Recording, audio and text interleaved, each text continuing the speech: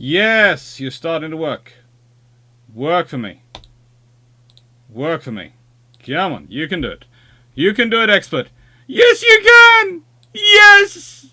Expert, you did it! Whew. Goodness gracious me. How is everyone doing today? Oh. Yeah, yeah, that's broadly speaking okay for hair. Broadly speaking.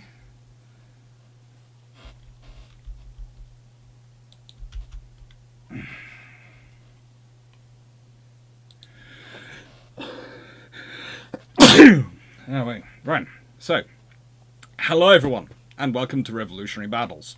And sorry we're starting a bit late, but I've been walking the fluffs, and specifically a certain one who I am not going to give any hint as to which one it was at all, no hints whatsoever, was incredibly long on their walk today, and might have spent quite a large chunk of the time preferring to be carried rather than walked.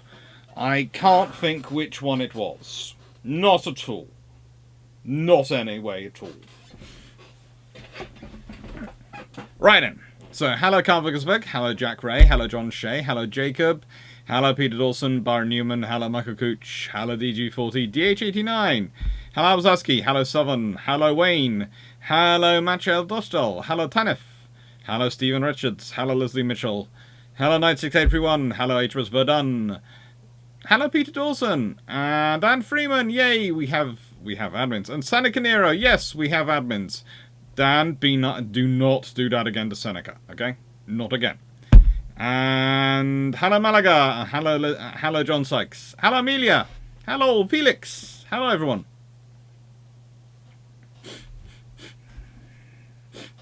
I was crazy to file my application to study anthropology at University of Western Ontario. Cool, you'll enjoy it. It's a fun thing. Hi Steve. Hi Roland.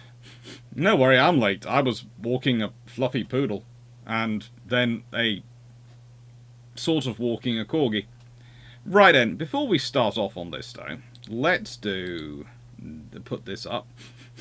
Desktop capture. We want the patron vote up. Yes. Hello. Right then. This should be nice and large for everyone to see. We've got Paul Thompson, who's got 14 votes. For the attack on Copenhagen in 1801 and the following operations in the Danish waters until the fall of Napoleon. And then if we go down, we've got Runon. Stalin gets his dream battlecruiser fleet. A battleship battlecruiser fleet. What is the NATO Western Allies response? 9. Cool. Got a couple on 7.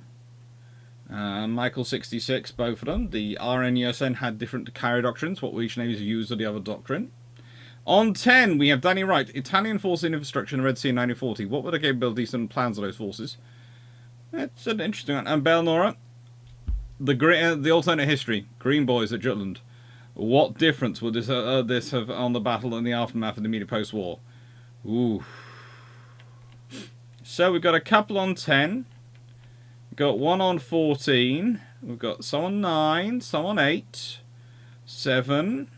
And we've got 141 votes to cast out of, as said, the average patron seems to vote for roughly 3. I have 106 patrons.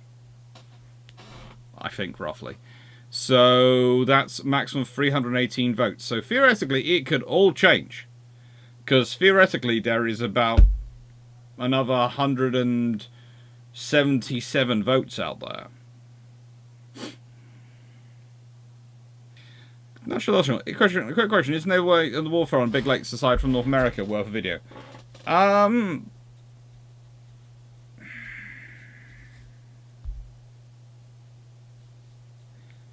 Yes.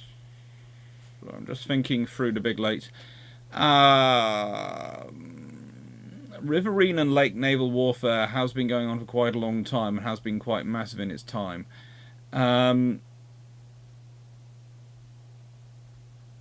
In terms of stuff we've got a lot written about, it's mainly the stuff on the Great Lakes. it's going to sound strange, but most of the lake naval infrastructure, rather like the story of the Great Lakes, is built up for the campaign and then disappears very shortly afterwards.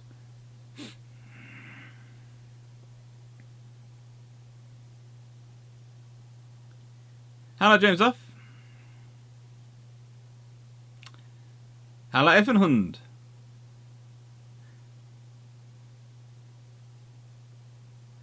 Jacob, I've got a question, if I may. How does the naming culture of turrets work? From forward to aft, it's A, B, then it's Q, centre. Unless it's modern, then it's the third, but the rear X and Y. No, it's... let's put it this way, for starters, every navy has something slightly different going on, and even sometimes, even within a navy, they'll name them slightly differently. So, theoretically, it goes A, B, C... X, Y. You'll notice they don't have a Z. They don't have Z turret. They have X and Y turret at the aft. But some navies actually did decide they had to have a Z because it had to be worked back from the right end of the correct end of the alphabet. The Russians at one point tried lettering, then they tried numbering, then they named the turrets, then they went back to numbering. There is just so much. That's almost a whole. That's a hour and a half video just to explain something. So the different policies in it.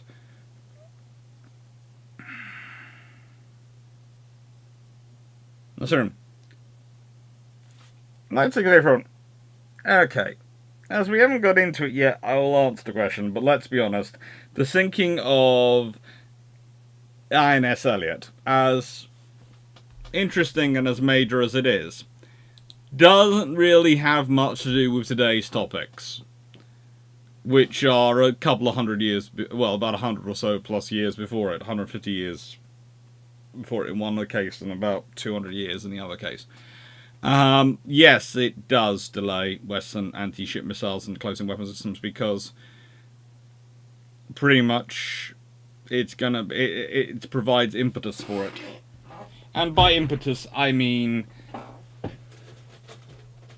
it provides a visual representation of what can happen. It's kind of like the Battle of Tsushima.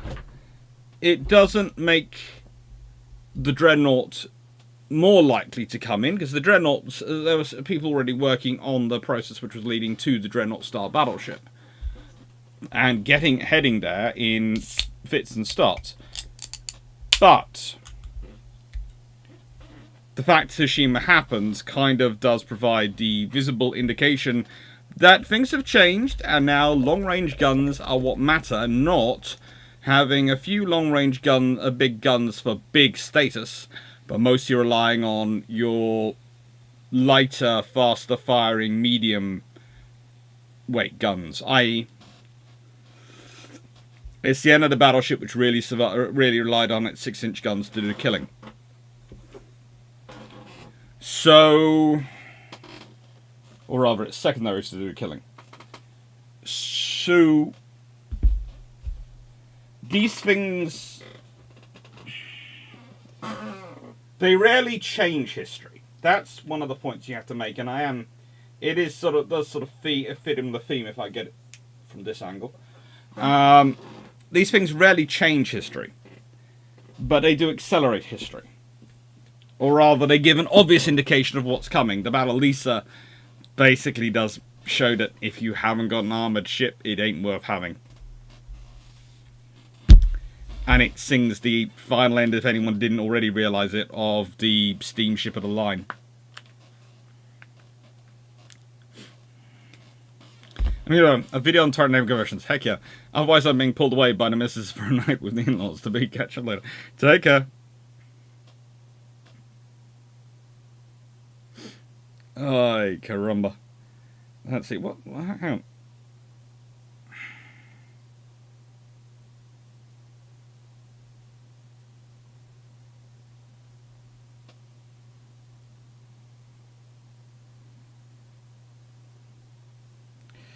I love my sister. I really do. Sorry. She just sent me an urgent message about a electrician coming to visit our house, and it's a case of she knows I go live.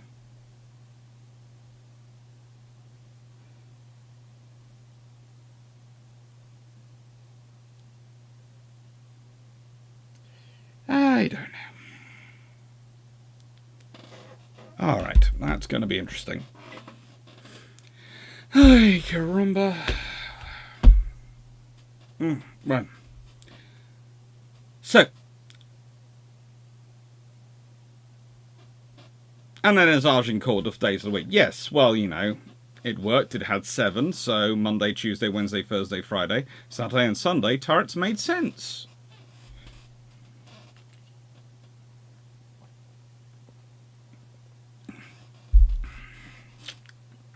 Then Z mistaken for 2.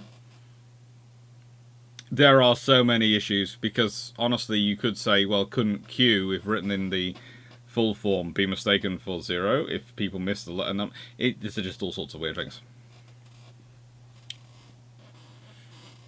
Jacob, 1.5 video, I'd watch that. Okay. Wayne's World of Science Technology. Description of relationships of turrets. It's complicated.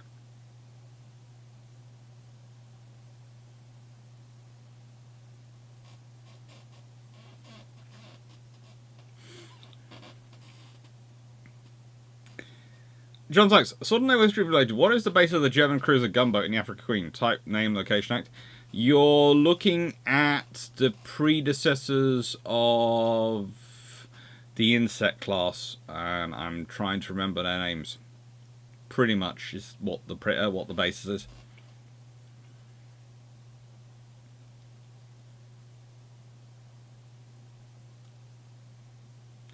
So now, how would one side having closer weapons to one side in the battles we were discussing today change things? Considering they're all cannon battle, I'm not sure. I think having a modern close weapon system would kind of wipe out their opponents either side. It would the sheer level of firepower versus what you'll be talking about in the era, neither side could deal with it. That's not really a segue so much as a colossal overmatch.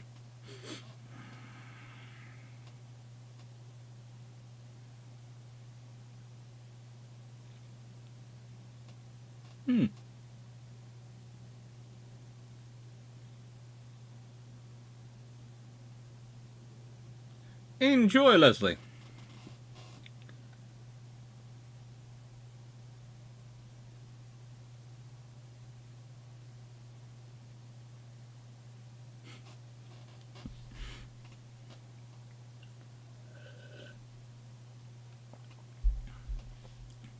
Did I ever consider doing University Challenge? A couple of times I considered going for the King's College team, but as a rule I decided that it looks a lot of fun until you remember that actually spelling is required, and that is kind of my bête noire.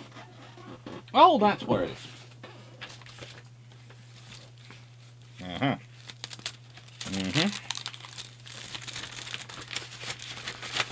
I know, shamelessly sorting it out, but if I don't do that while I see it, then I will lose it. So put that there, then I'll remember it. Good luck, Leslie. So, shameless book plug. Da-da! Spelling is the button on there, that's a word. For dyslexics, it sometimes is. It really can be.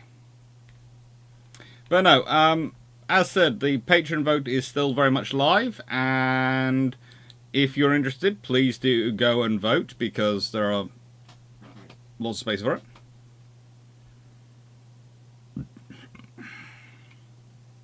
So anyway, so a modern frigate could take out a sailing frigate with a close weapon system from way beyond the range of a sailing frigate, or even first rate. Yes. Because whilst they can possibly, in theory, reach the same distance as the close-in weapon system, in actuality, the close-in weapon system will be able to actually reach that distance and will shred it. And basically, you'd aim the close-in weapon system to start putting a lot of holes along at the base of the ship.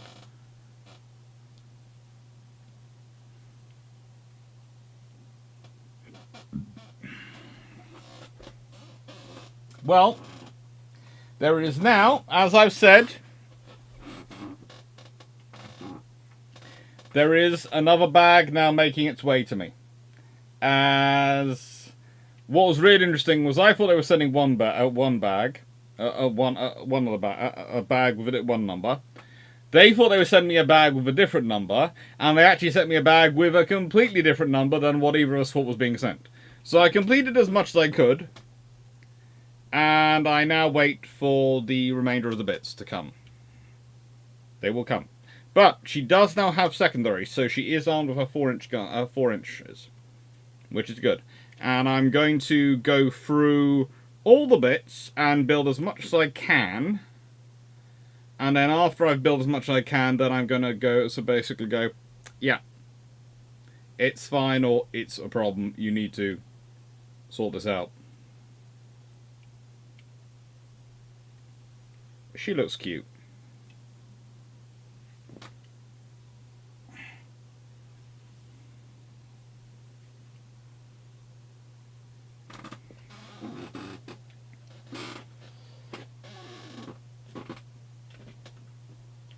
Yeah, the trouble is with aiming for the magazine is it tends to be below the waterline and somewhere buried within the ship, so you're aiming for that part of the ship anyway. If you do shred through everything and hit the magazine, then bye-bye, just sail, frigate or capital or ship of the line, but you know.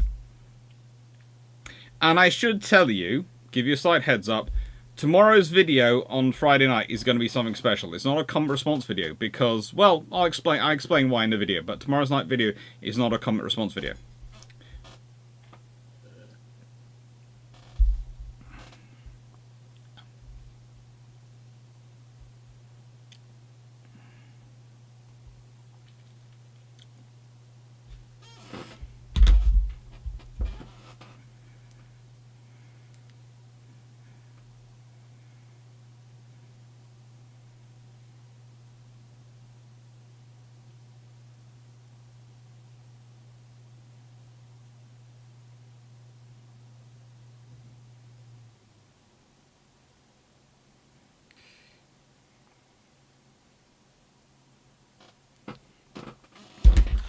Right.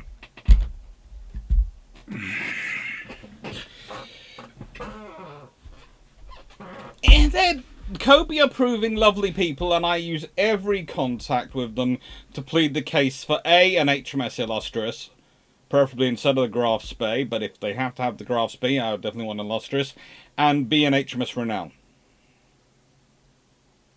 Look, we've been over it before.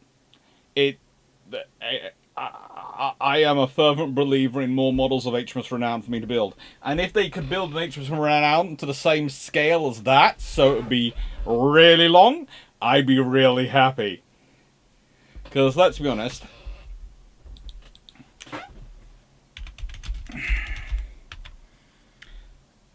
HMS Renown is, well,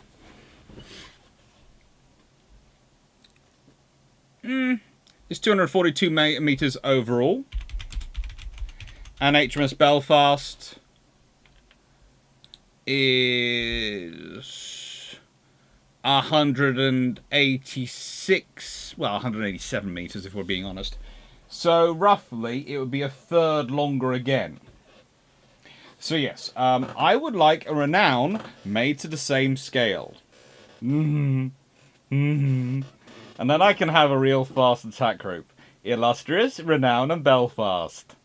And we can all imagine everyone's position on what they'd do if they saw those three coming in their direction.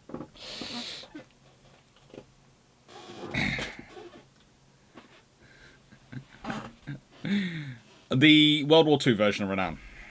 No, it doesn't float in Bath. I'm not testing it because it won't float in Bath. That thing is dense.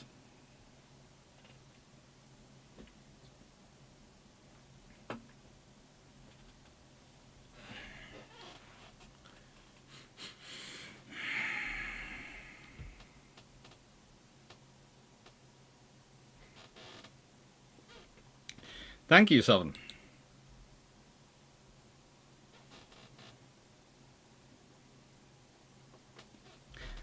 Jacob, regarding the question about modern frigate versus Age of Sail frigate, I think the first thing the modern needs to realise is the sail isn't an opponent they should engage in, right? Well, probably that will happen is someone will fire a cannon at some point, and that will give them a clue.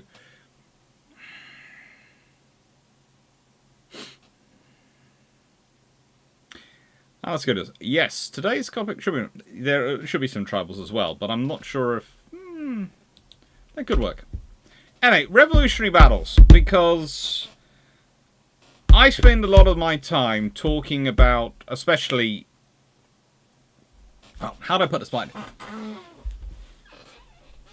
One of the things I've noticed in YouTube history, and this is one of the reasons why I will probably be make my life to be to being a YouTube historian as hard for myself as possible, because to be honest, Drac does the same thing, but he's had the advantage of being going longer, so he's managed to build up. So, but it does make your lives as hard as possible. He has had this conversation with him, you are making your life more difficult than you need to. You could just crank out videos on these topics and you'd automatically be streaming miles ahead of other people and getting tons of views because people be doing them. And I go, well, that's neither your or I methodology, is it? And I thought, well, there are battles which are quite ignored in history. And are often small battles. And when I say ignored in history, they're usually battles which are very difficult to find either decent sources on in the English language, aka this one, or virtually any sources on in the English language, despite a large number of the people taking part in fighting being, if not of English extraction, definitely of Irish and Scottish, and probably good speaker, probably good communicator. And in the case of the one of the Irish people who was around this time, married to a young English lady, and had a very interesting relationship with her. It was quite a sort of policy, and that I'll get on to him in a second. But it was one of the admirals who comes out of this battle. Doesn't serve in this battle, but is promoted because of this battle. He's married. He's a Catholic gentleman, and he's married to a Protestant lady. And so they agree that any sons they have in a relationship will be raised Catholic, and any daughters will be raised Protestant. They decided that was the fair way of just dealing with any religious issues from the get-go. And as he grew older, his constant remark was, "My daughters were far better behaved than my sons." Oh.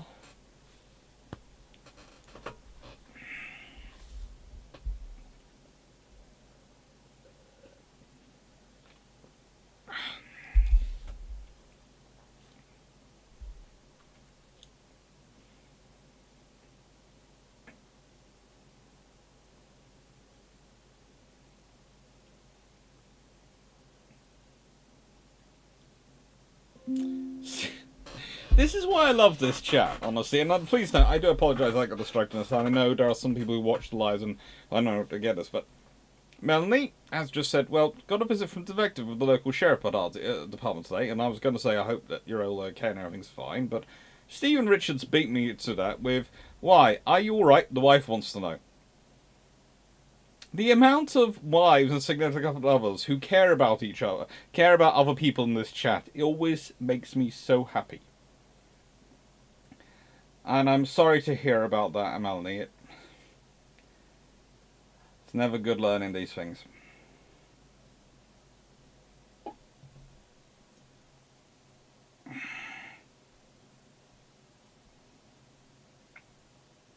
And also, Jacob, to be fair, with most close-in weapon systems have a backup visual engagement system for use with dealing with small boats, etc., and threats like that. So you could use you could use that to aim your gun.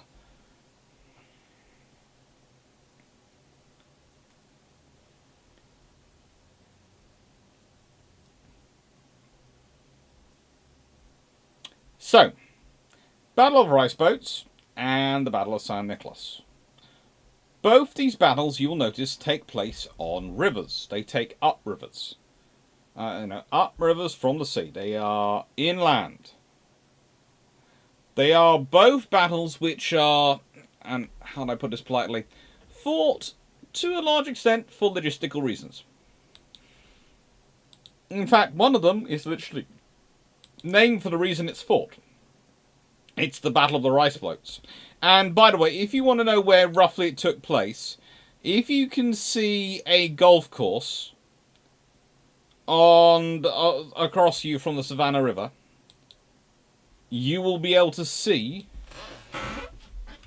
it. Is that sort of the rough area where it took place? Let me just clarify again the name of the golf course so I can make sure I've got it right. Because if I get it wrong, I will never hear the end of it. Yes, it's from the Western Savannah Harbour Golf Club and Resort. If you go across just directly south from that is where they had the sort of the battle. And the Battle of San Nicolás, well,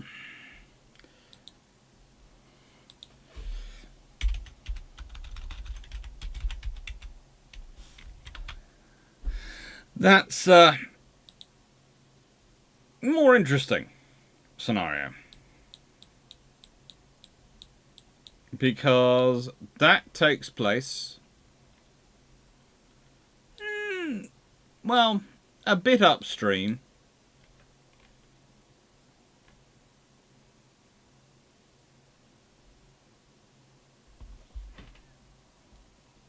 On the Prana River.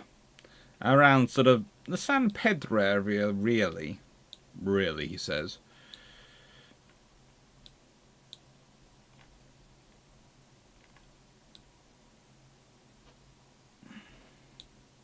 Really around the San Pedro area.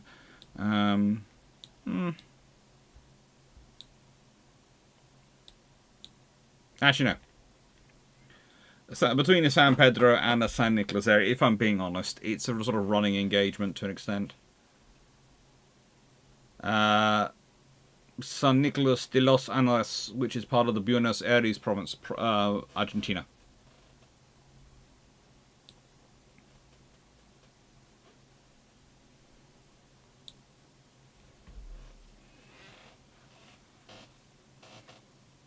Sorry to hear that, Melanie.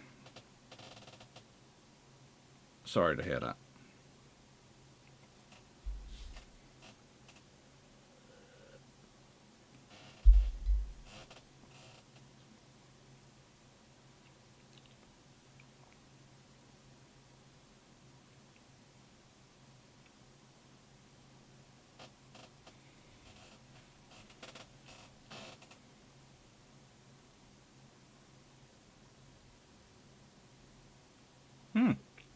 Anyway. These two battles are both fought minor battles in minor wars we rarely hear about, but they have actually quite long-term consequences and quite big ones. I would say the Battle of the Rice Boats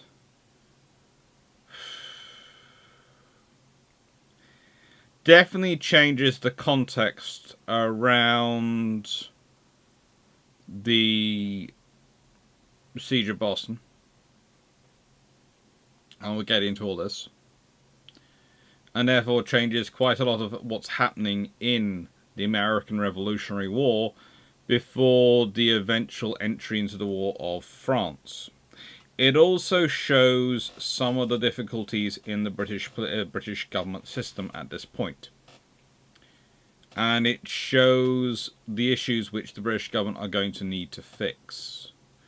So one of the interesting things about the American Revolutionary War and France getting involved when they did, France getting involved when they do in the American Revolutionary War and basically seal the fate and mean that it's ultimately going to go to where the Americans are going to get their independence. And 13 colonies go their way. Great. However, the thing is, if the French had been paying attention, the British were absolutely mucking up that war and only winning by being a blunt instrument at best. They had a few very good officers, And when they weren't around, everything else went to very quickly.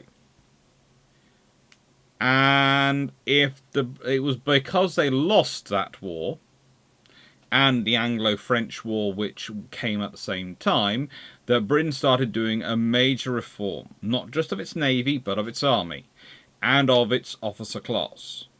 It isn't as grandiose as the big reforms which happened prior to World War I, which created a staff which is obsessed with refighting Blenheim in the centre of Europe.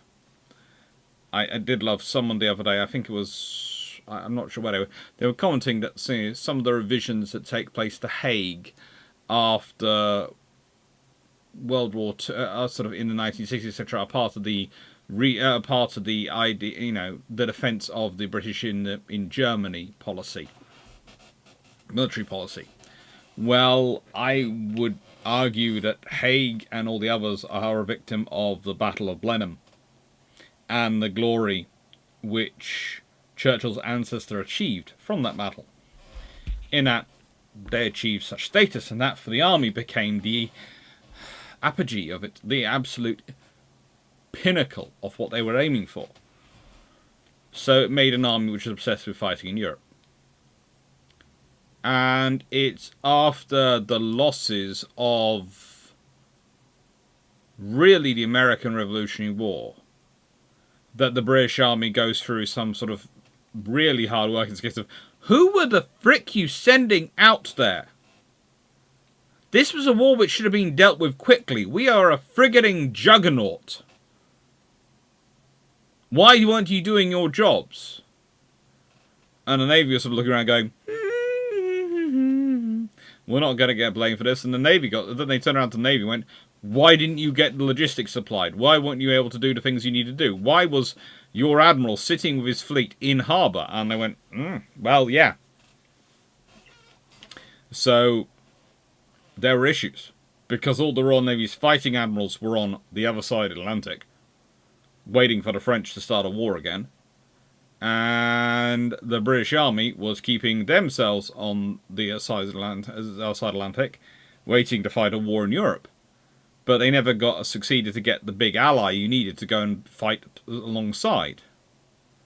Which meant that the Anglo-French War, the French were able to deploy their forces where they wanted around the world. Okay, one of the things that often comes up, we discuss about French way of war and how it failed versus the British.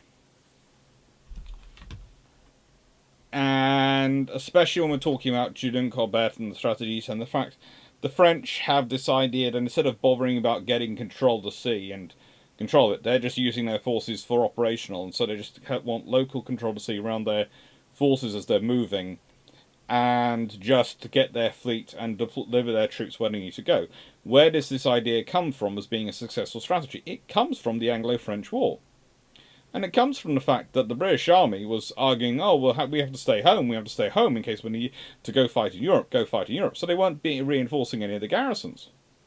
And they weren't doing the offensive operations in the rest of the world they needed to, because the troops they had, which would have been doing the offensive operations in the rest of the world, were all fighting in America.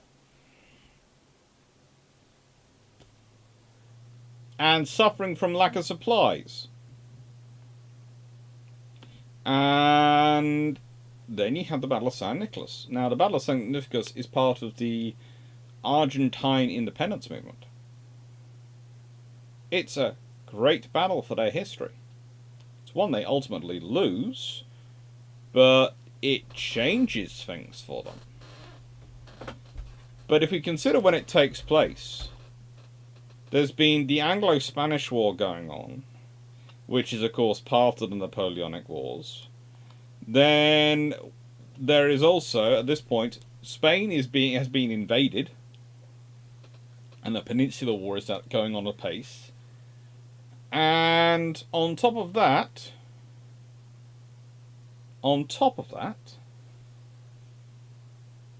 we have the various coalitions going on in Europe, and all the fighting going on around the world.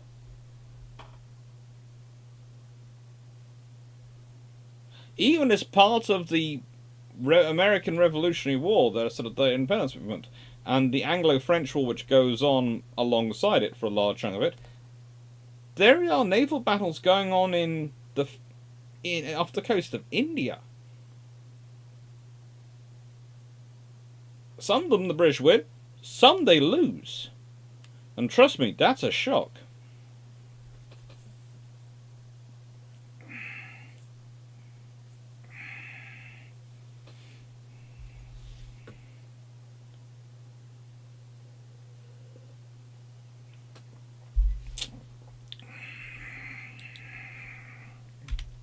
So, the Battle of the Rice Boats. It's part of the American Revolutionary War. It becomes part of a wider conflict when the Anglo-French War starts in 1778. You'll notice that this took place in 1776. So it takes place 2 years before the French join. But not before the British are already thinking about the French. And the threat of them.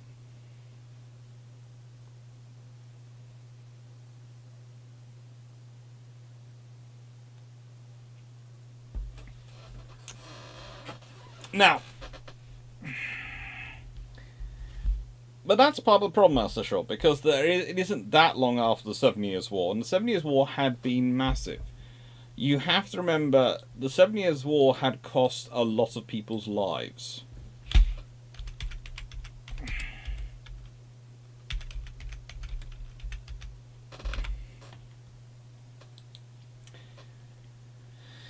It's possibly...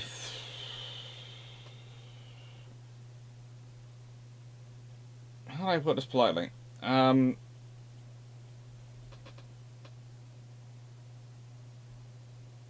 We have rough ideas for how many people died in fighting the 7 Years' War. When I say rough ideas, it's very rough ideas. Because we don't really have accurate figures for Spain. And when we combine in the others, 460, 620, 800,000, you're already getting to some region of 853,000. So there are some people who claim that during the 7 Years' War, and considering those people, that the nations that we don't know the number of dead for are Portugal and Spain, you can talk about possibly 1 million people getting killed. Let's be honest, they are mostly going to be fighting age males. Because of the way wars work this time. But there are also a huge number of civilians who are also killed. And you must remember that one of the big problems we have with the 7 Years' War is whilst we have some figures for the soldiers killed, we have virtually nothing for the civilians killed.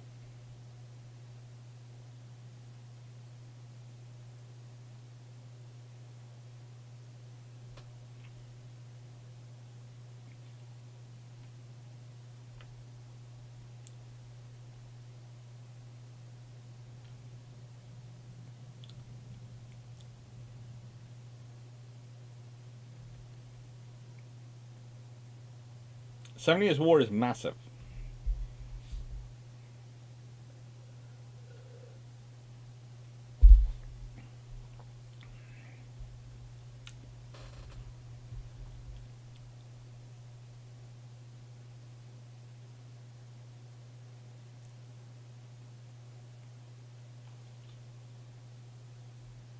We also don't have really decent figures for the Mughals' losses. And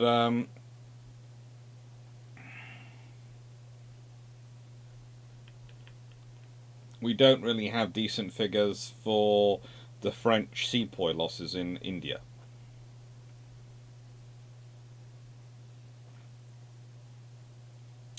This was in a period when British Army officers got their promotions a lot by purchase rather than ability, yes. But how do I put this? I don't really like to defend that system. But I will say this. When you have wars taking place versus when you have peacetime, it can actually be surprisingly viable a system. Because people purchase their commissions.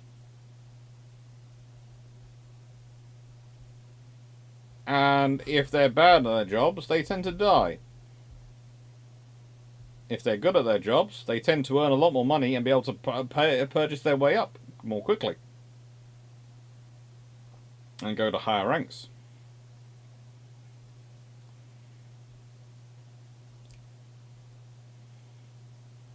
And there are promotions which do not require the purchase of them.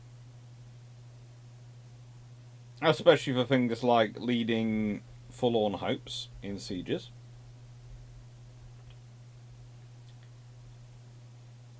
And again, you can't really critique it that much because pretty much every armed force in the world did a variation of the purchasing commissions at this time.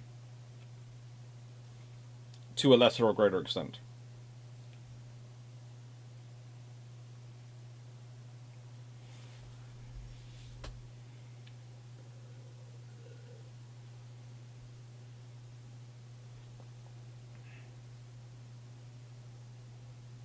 And as said, it was designed to be a pension system, as the Shores put it out, of you sell your commissions, or you sell your commission, and that provides you a pension, money for a pension when you retire.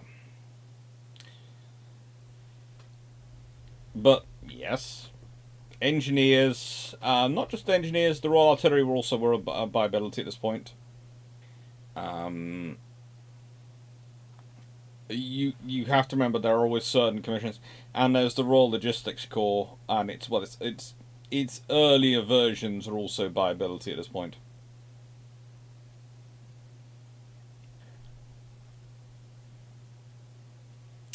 So, this is what's going on. The American Revolutionary War. This is what's coming, and it's known it's coming. British Army also had a minimum requirement of time served in rank before you could purchase the next. Therefore, it's not as bad as it could be. Yeah, there are some limitations to it. There are worse armies out there in terms of being able to promote yourself. Or alternatively, there are other issues which can come up. You can't exactly... How do I put it politely? Let's be honest.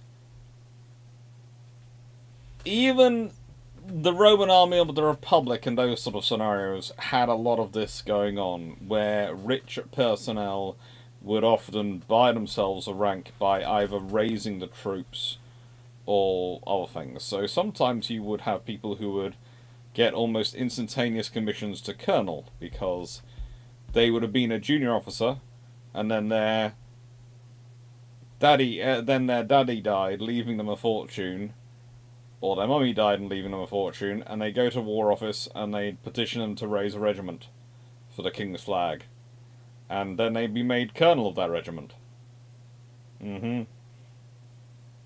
Yeah. Brings in a whole new meaning to the phrase playing soldiers.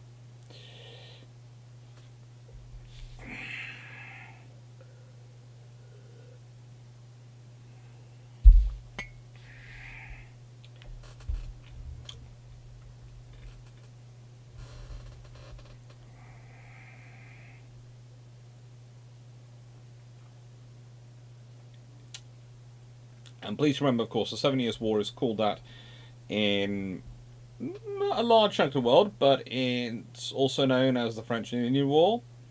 It's known as La Guerre de la Conquête, or the War of Conquest in French-speaking Canada. In Sweden, it's called the Pomeranian War. And in India, it tends to be called the Third Carnatic War. And it was Winston Churchill who sometimes claimed to have said this was the First World War.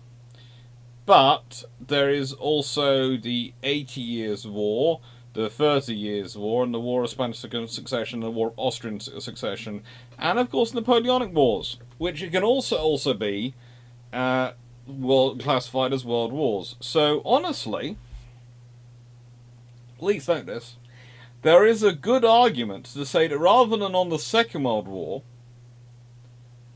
rather than being on the Second World War, we're on the more likely. Hang on, that's 1, 2, 3, 5, 6, 7. The 8th. If you want to be really enjoyed, listen to a naval historian. We're pretty much you can make a good solid case that we have already had our 8th World War. We just didn't number the first, call the first one, call numbers 1 through 6 World Wars.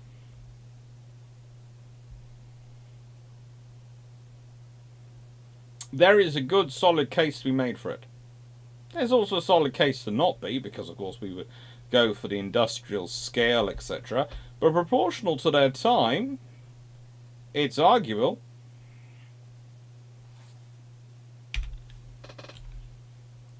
It is arguable.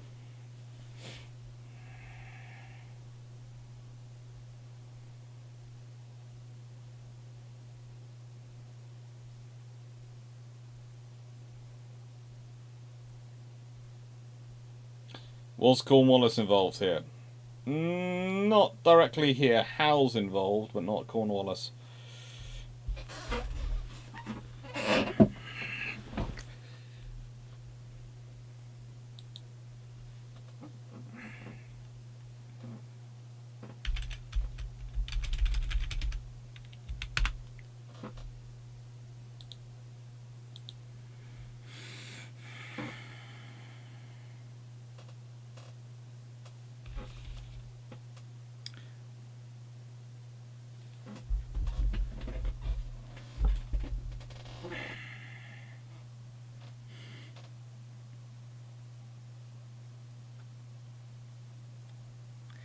And how many of those regiments get decimated in the first encounter? Less than you'd think, because usually, and this happened more often than not, it would be amazing. That colonel would raise the regiment. Then they would get someone like if you want to give it a good example, the most popular example from fiction, but not too unhistorical in terms of the number of officers like him, Major Sharp to be the regimental major. And then what you do is they go and fight a battle, and they'd get some glory, and then you'd send them home to the House of the Lords, etc., and tell them to raise a 2nd battalion for the regiment. And then you'd promote that major to lieutenant colonel and have him run the battalion in the field. Only.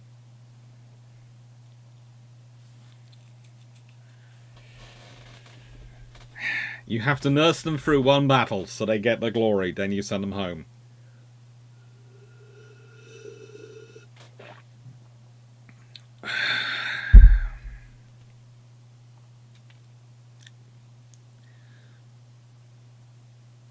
Jacob, 8 doesn't sound so too bad for a species with tens of thousands of years of history.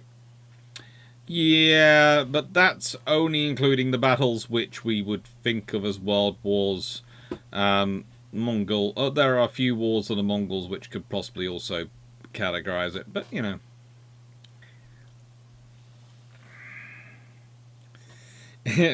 Any further World War 9 or none? Either WW8 or none, because no wars on Antarctica yet. You think there's been no wars in Antarctica? Carl von Gasberg. There have been naval engagements down that far. In fact, if you're watching, ever watched something called Master and Commander?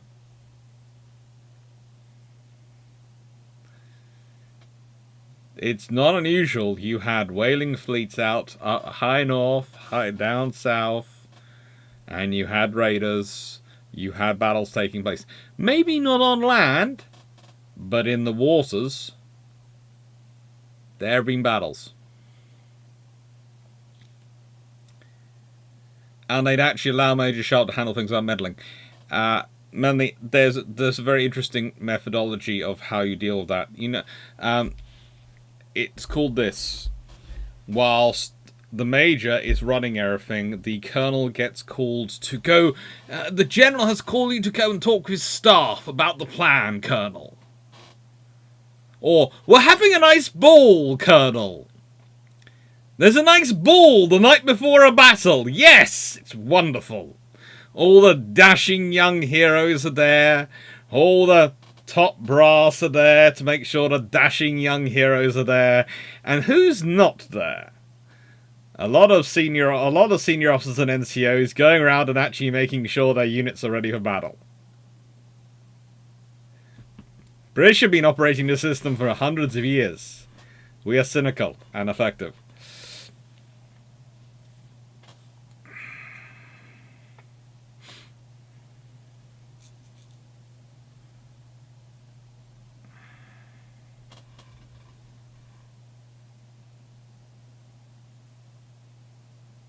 Are you telling me these offspring playing soldiers actually... They'd usually been... This is going to sound strange. They'd usually got to the rank of captain. So they had some knowledge and some experience. And some of them were even actually good at their jobs, and the generals would actually encourage them and they get promoted to general. That was the other way to get them away from the regiment.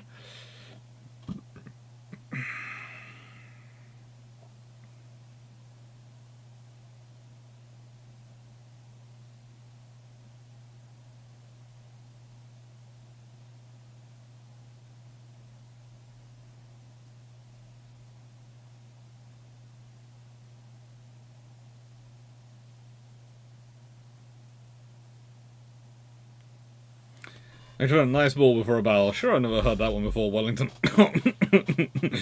Every bloody battle. She's ready.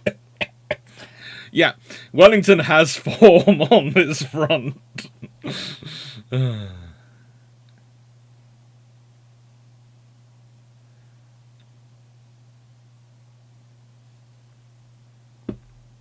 Who thinks they run the army? Middle-level officers. Who knows they run the army? Senior NCOs. So Mr. Wickham had issues ahead. Oh, so many issues ahead. Right then.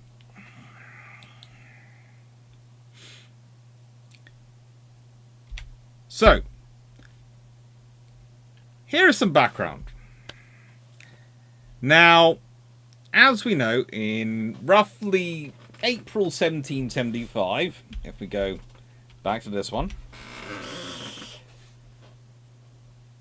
colonial policies of Britain and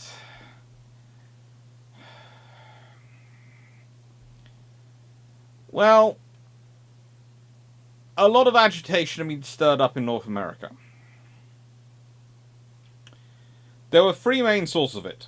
One, the people who'd gone to North America largely settle it had already been of an independent streak and wanted to get away from things in the UK, which they didn't like.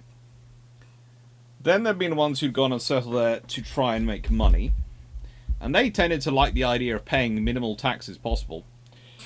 And we can all see that that might be a trouble for America to this day, in that whilst, as I've often said,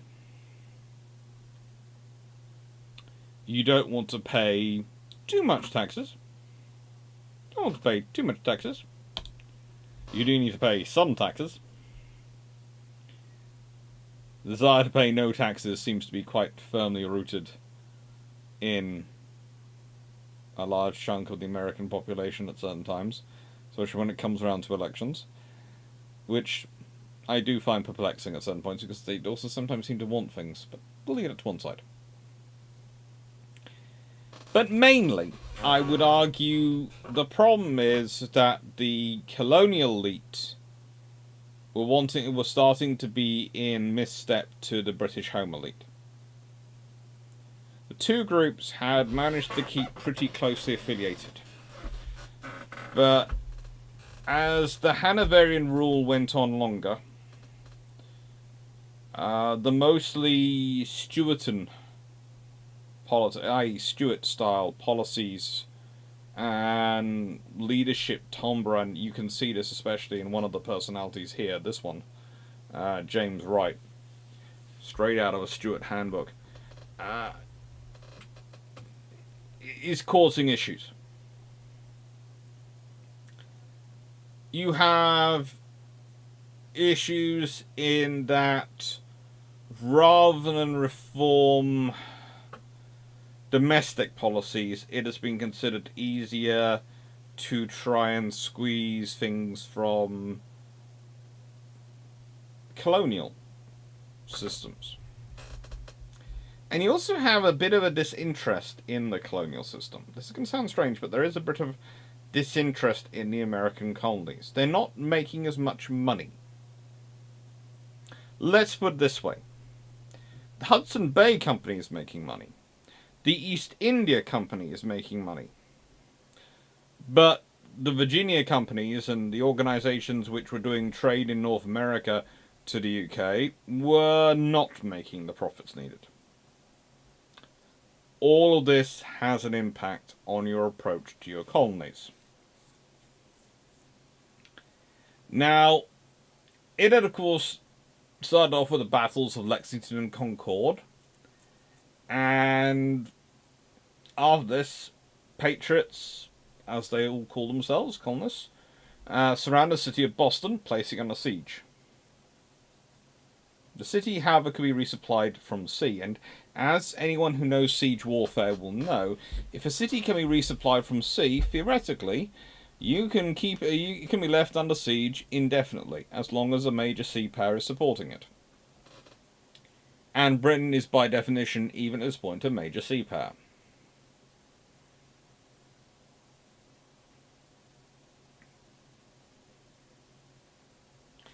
It's interesting. Is Richard Howe a brother of Admiral Howe, just the same name? He's one of the three brothers. There is Richard, Andrew, and this is William Howe.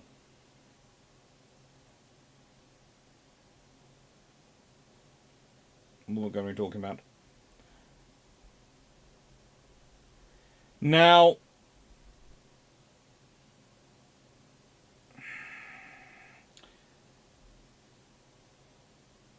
the Battle of Bunker Hill caused increased demands, and the province of Georgia becomes interesting. It remained relatively neutral before Bunker Hill. However, the independent movement, I don't like calling them radicals because honestly radicals is something else to my mind. Independently minded folk in Georgia's provincial congress came into power during the summer of 1775 and progressively stripped James Wright, Georgia's last royal governor, of his powers.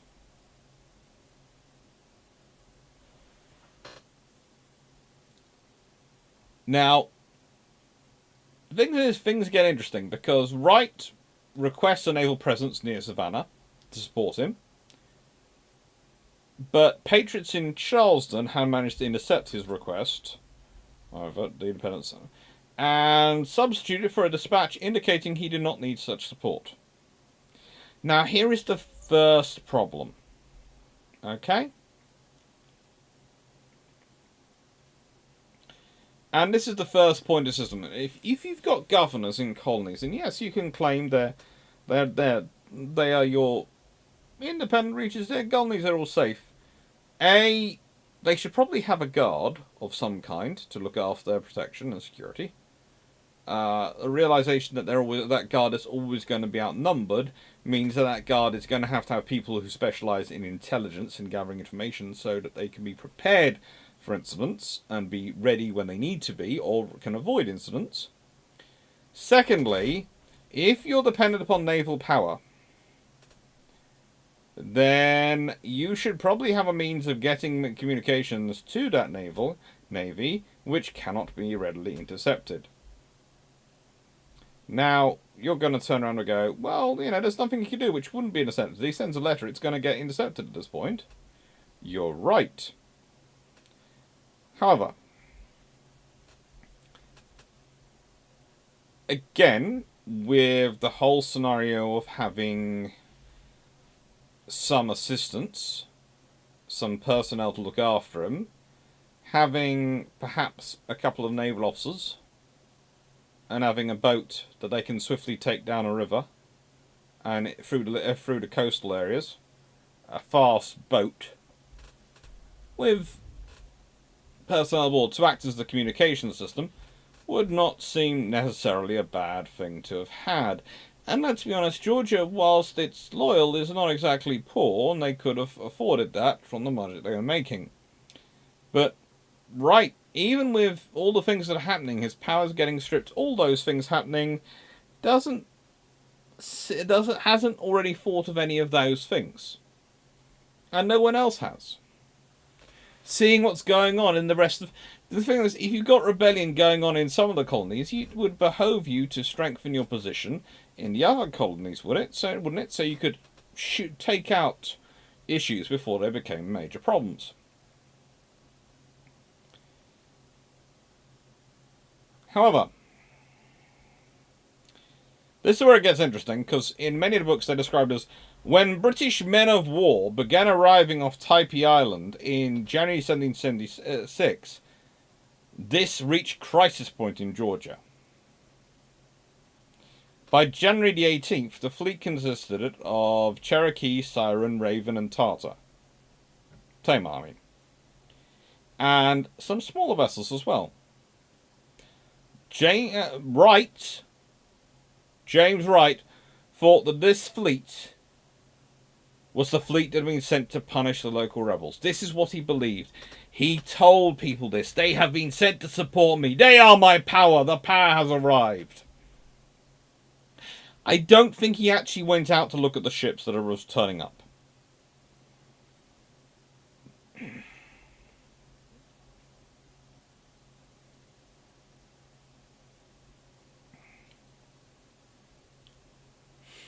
That's good. Kentucky tried a 0% corporation tax in the late 90s, early 2000s. Things got so bad the corporations were begging to be taxed. State finances still haven't recovered. The trouble is you need a certain level of infrastructure to actually be actually able to operate. And if the government isn't taking tax from you to build infrastructure at eventually this point, you're going to, as a corporation, have to start paying for it. And it's going to be a lot more expensive for you to do it.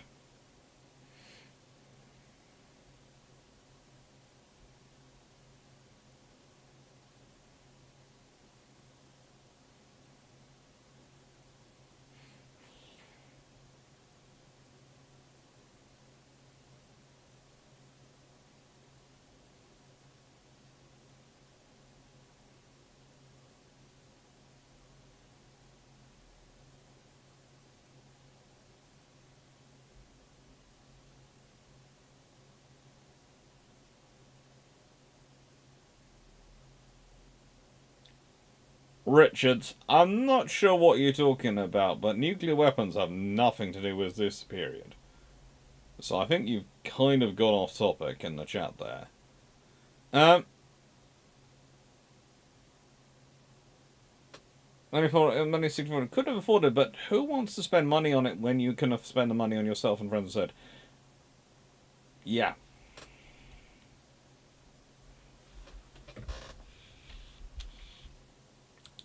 Now, we'll get into the fleet in a second. Now, the fact is, Wright expressed his opinion to the likes of, well, Joseph Clay, who was appointed Deputy Paymaster and General rank of Colonel in 1777. So in the nicest way, he's making this claim to people who are fighting, who are going to be on the other side, which shows a lack of sensible thinking for it all. Because you don't make those claims. Unless you're absolutely sure they're there for that. And that's right, because the actual orders of Captain Barclay, Royal Navy, not pictured, and Major Grant of the 40th Regiment of Foot, not pictured again, were to acquire provisions in Savannah for the beleaguered troops in Boston. They had been sent down in December 1775 by General William Howe to purchase rice and other provisions in Georgia. By early February, the fleet is all in place, and it includes a couple of hundred British Army regulars from the 40th Foot. And the reason they're there is purely to help with the offloading and unloading on the ships and provide some security for this operation, because there is a realization there might be issues. Despite the fact they've received letters from Wright, which of course have been intercepted, saying everything's all right there, no one's quite sure if Wright actually understands what's going on.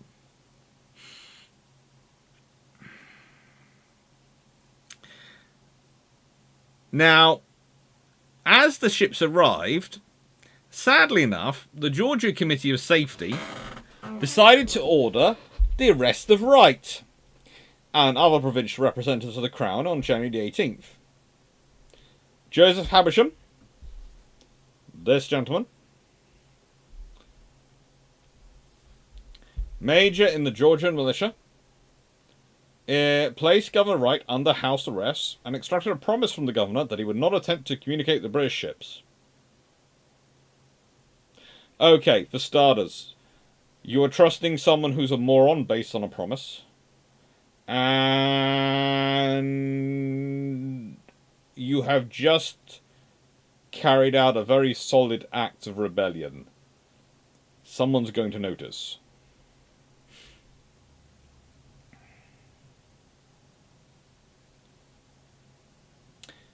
Wright continued to be harassed in spite of his confinement, feared for his life, that's a justification anyway, and escaped the mansion on the night of February 11th. Made his way to the plantation of a loyalist supporter, and was taken from there to HMS Scarborough, which is Captain Barclay's ship. At which point, Captain Barclay probably went, "Oh God, what's the buffoon done? What has the buffoon done?" And while he was doing that, Georgia's Provincial Assembly met, elected representatives to the Second Continental Congress, and had begun the process of raising regiments for the Continental Army. This is good. And while this is all going on, they're still waiting for their rice. After he arrived at Border Scarborough, Governor Wright wrote a letter to the remaining members of his council, expressing frustration over getting assurances of safety and access to desired supplies from the Patriot authorities.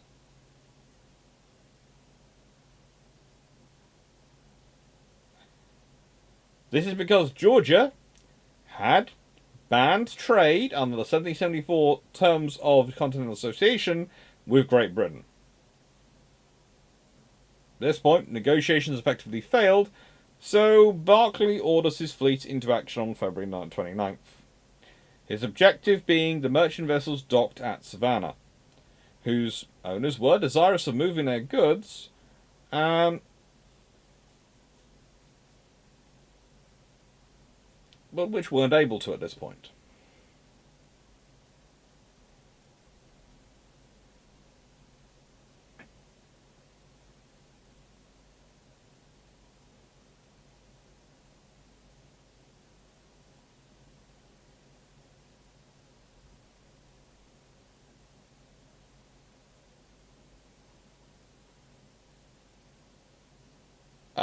Richards, this is not the time or place to get into the whole debate as to whether nuclear weapons are real or not, but trust me, they're real.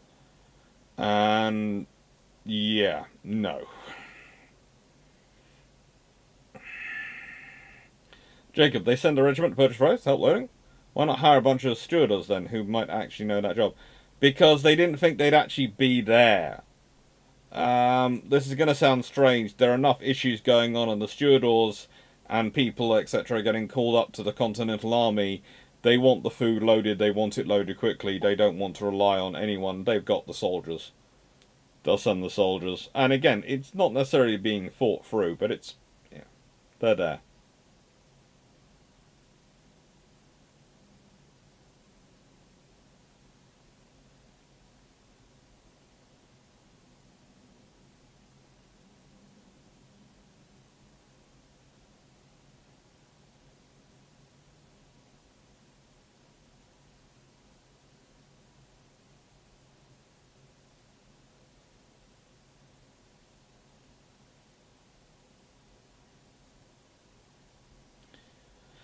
The British officers, yeah, were sort of going, what's going on here? We just came to buy rice.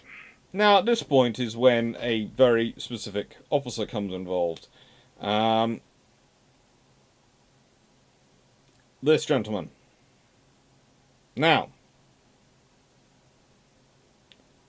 Colonel Lachlan McIntosh.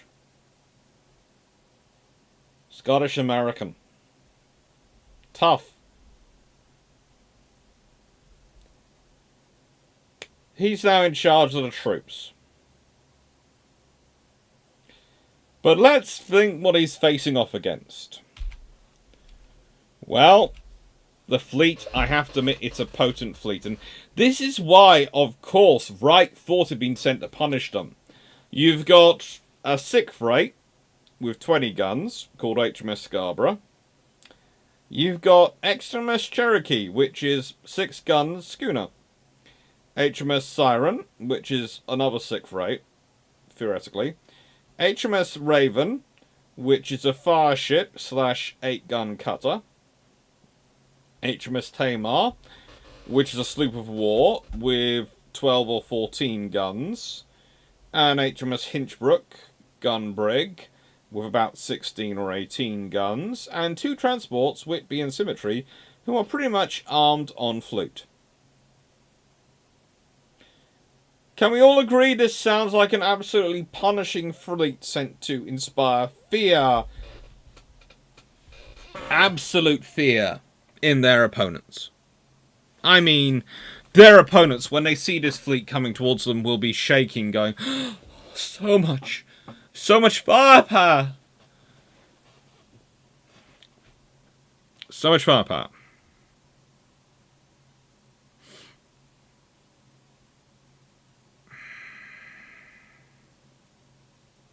Dan Ryan Freeman, 40th, the 22nd Regiment, Regiment of Foot, raised in 1717, Annapolis, Royal, Nova Scotia.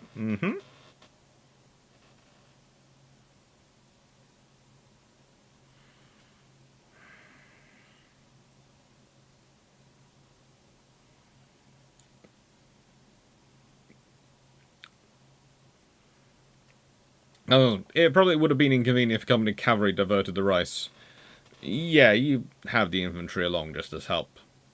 And remember, there's another reason to take those troops with you. What do we think the likely marine complement of these ships is?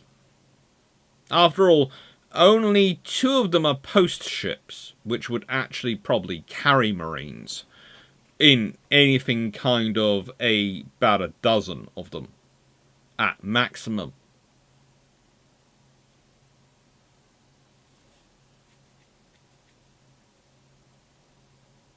What's a gun brig? It means you've got 2 more guns than a normal brig. Basically.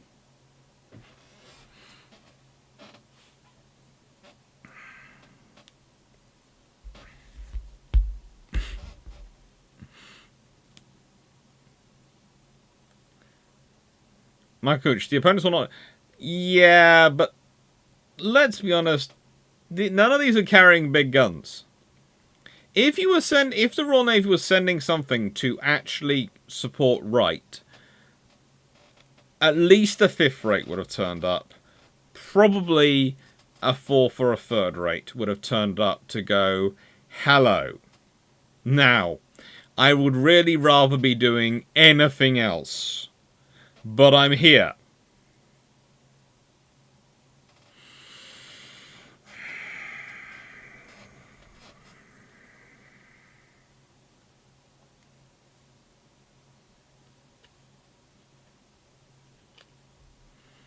Now,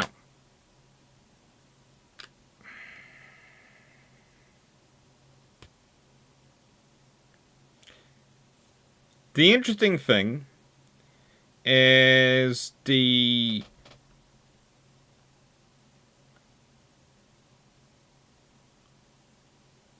vessels, Scarborough, Tamar, and Cherokee, sail at one side,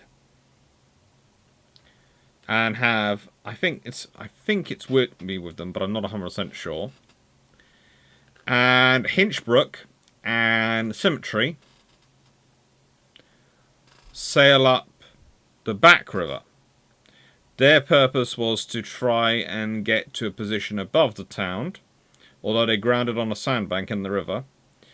And good old Joseph Havisham militia decided to rain gunfire down on Hinchbrook's decks, which cleared the decks because they all went below decks because they were being fired at, but didn't have any suitable boats to try and land on the vessel, and so it floated free at the next tide, which meant that on the evening of 2nd March, Grant's men were landed on Hutchinson Island. Fun times. They made their way across the island, and at 4 a.m. on March the 3rd, took over a number of the rice boats anchored near the island. Now, here is where things get interesting, because you have two trains of thought for this. The first is that they managed to achieve this because they remained so quiet and were so stealthy in their approach. And please remember, we're talking about 18th century infantrymen, that they didn't surprise anyone, or alternatively, that the sufficiently large number of the ship's captains and crews of those merchant vessels were colluding with them, that the alarm was not raised in Savannah till 9 a.m.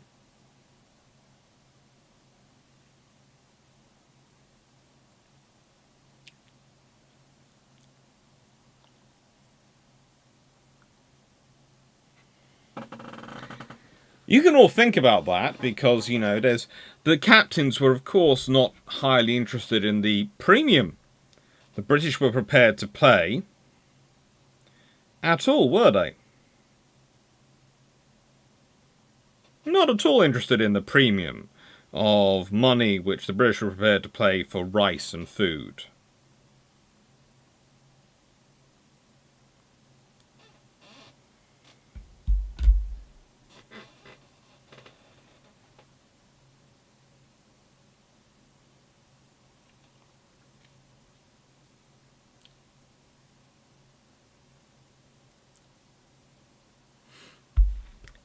See, like, it's fear and surprise, and as it's British and nice red uniforms.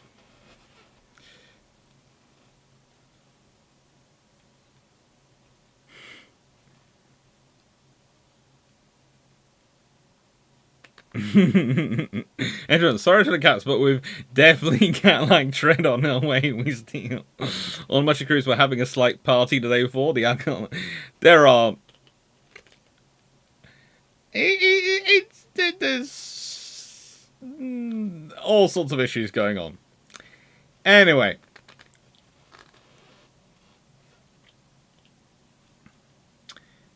As said, the alarm's raised, fine at 9 a.m, and, well, this is when we start to get a battle. The battle. So, Colonel McIntosh now turns up, and he's been put in charge. He takes 300 militiamen and sets up a free 4-pounder cannons. 4-pounder cannons! On Yamacraw Bluff. He then sent a Lieutenant Daniel Roberts and Major Raymond Demerare under a parley flag to one of the occupied ships, where they were promptly arrested. This is going to be surprising. This is surprising. When a second, larger party is then sent to parley to discuss the release of the two captives on the ships, well, The situation turns nasty when Captain Rogers... Don't get me started. Feels insulted.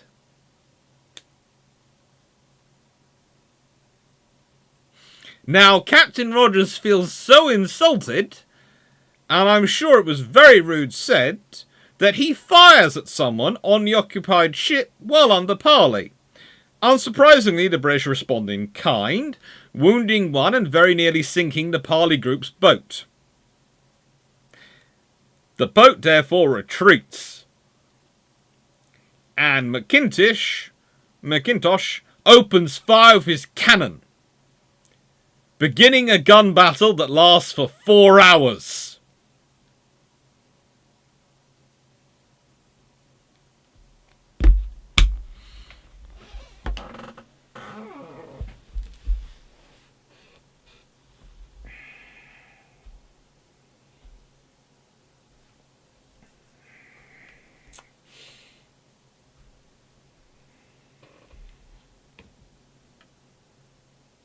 He had, please note, he had 3 4-pounder cannon.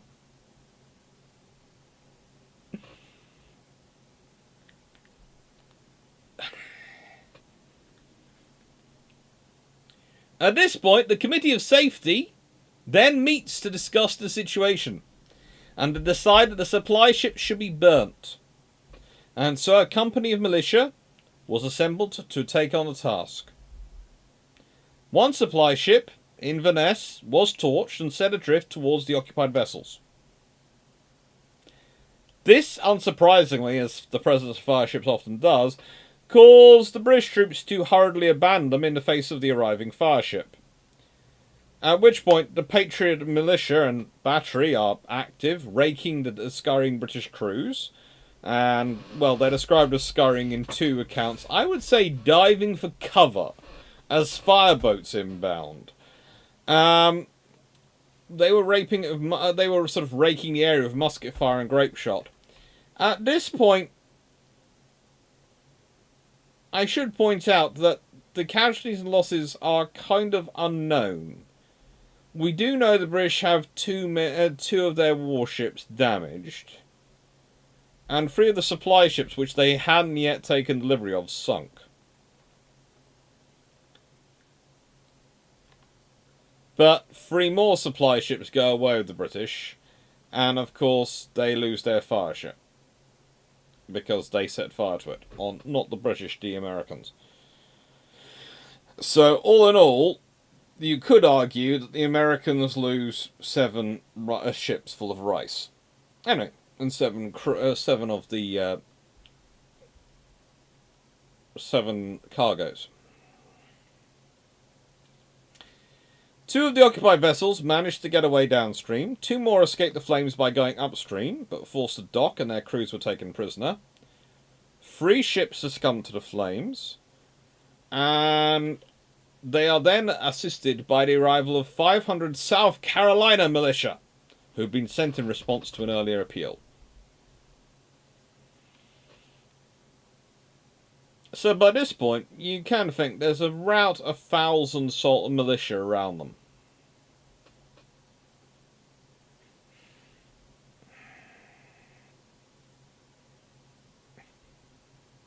Thank you, Steve! And apparently I can celebrate the first super chat from Steve Clarke, but thank you. Thank you. It's always nice to have a super chat. Monty Python reference, Iron Bruce.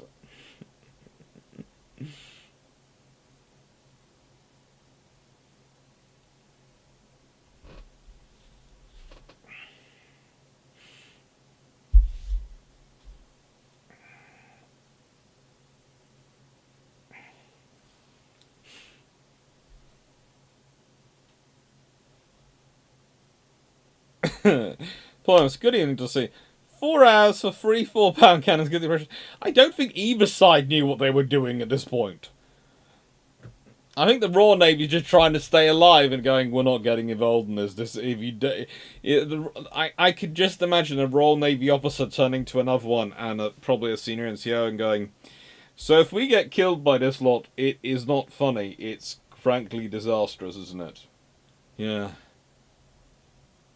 They're they've got 3 4-pounder cannon. Yeah.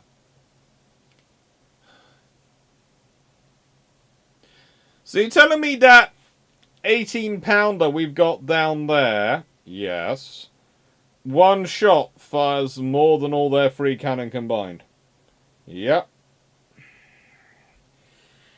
So you mean that what they could do is pick up our cannonballs, melt them down, and they'd still have material left over to fill... Yeah, yes, they could do. Okay, so we're literally giving them ammunition.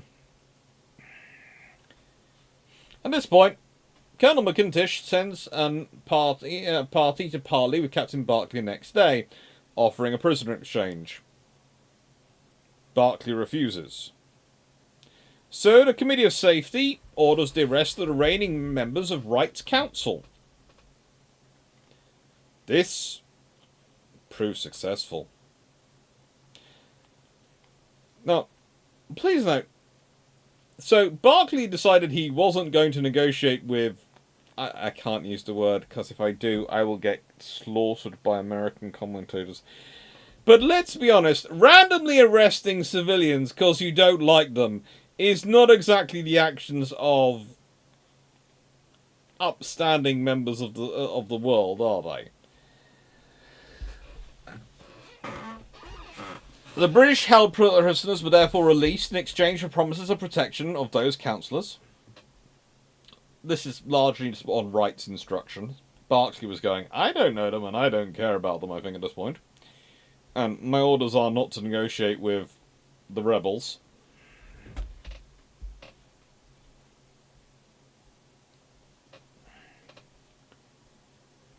My goodness, did any of the warships do cannon battery? I don't think... I think they did, because there was some firing going backwards and forwards, but again, it wasn't exactly the most accurate. I think the thing is, they were up on a hill and firing down. So I'm not sure if they could have elevated the cannon to fire high enough to get to them.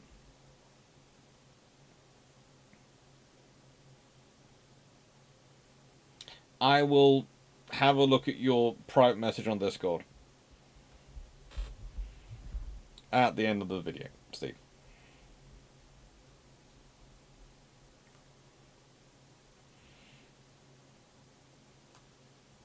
There's some rebels use rebels instead of the T word. Yeah.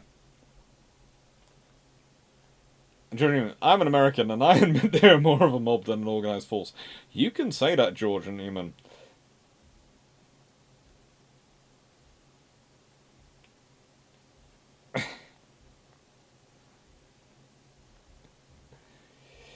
Anyway. So, at this point, the British sailed most of the merchant ships down the back river. Some ships did need to dump a portion of their cargo in order to make it down the shallow channel. Once they reached Tibby Island, the provisions they had got, 1,600 barrels of rice, were loaded onto the 2 British transport ships. And then the fleet remains at anchor. Now, the trouble is, you might notice this has taken a few days, while negotiations went on over the exchange of prisoners. During this time, the fleet starts earning some money. They start obtaining vessels as they arrive in port, and so they're disposed of as prizes, which makes the crews very happy. And on the 25th of March, a band of militia, and I do love the way they use the phrase, a band, rather than a company or a battalion, a band of militia from Savannah, burned all the houses on the island to deny their use to Wright and the ship's officers. So, Barclay weighed anchor on the 30th of March and sailed north, leading the convoy of merchant ships and transports. He first put into Newport, Rhode Island, where the Patriots, the local Americans, denied him any assistance and fired at ships using field artillery. And so eventually he took all his little fleet up to Halifax, Nova Scotia, where the remaining British forces were. And this, of course, battle and Wright's departure marks the end of the British control of Georgia until Savannah was recaptured by British forces in December 1778, when Governor Wright returned. I'm not quite sure why someone thought it was smart to send Governor Wright back. I really don't know. I think, honestly, someone must have really wanted him out of the UK. My only answer to the Governor Wright scenario is that someone actually had to have a conversation with him at some point in the UK if he was still in the UK, and that person was prepared to pay a lot of money and do a lot of favours and kiss a lot of glutamus maximus in order to get Governor Wright sent back the other side of the Atlantic to Georgia, as far away from them as they possibly could.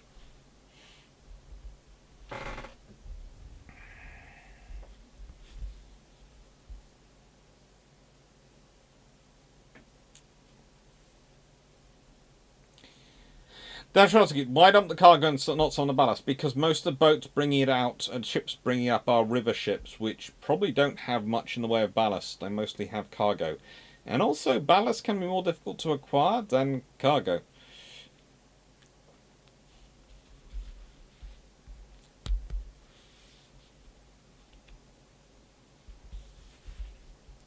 Are you assuming Governor Wright didn't have? Well, the interesting thing about James Wright is that he was the son of Sir Robert Wright, the Lord Chief Justice of England, so he's not possibly the richest.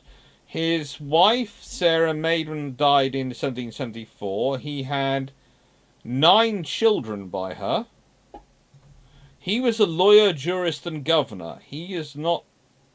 He's fairly well off, but he's not massively rich.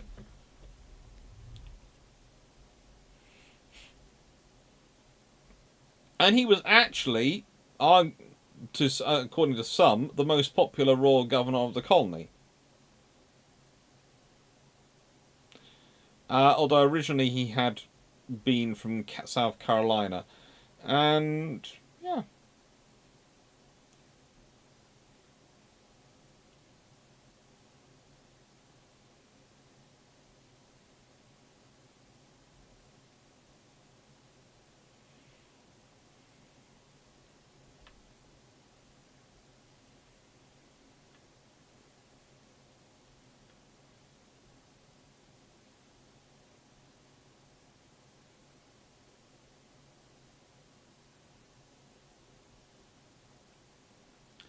He is an interesting thing and a contradiction, because in some regards he's absolutely useless, but in others he seems to be really very good.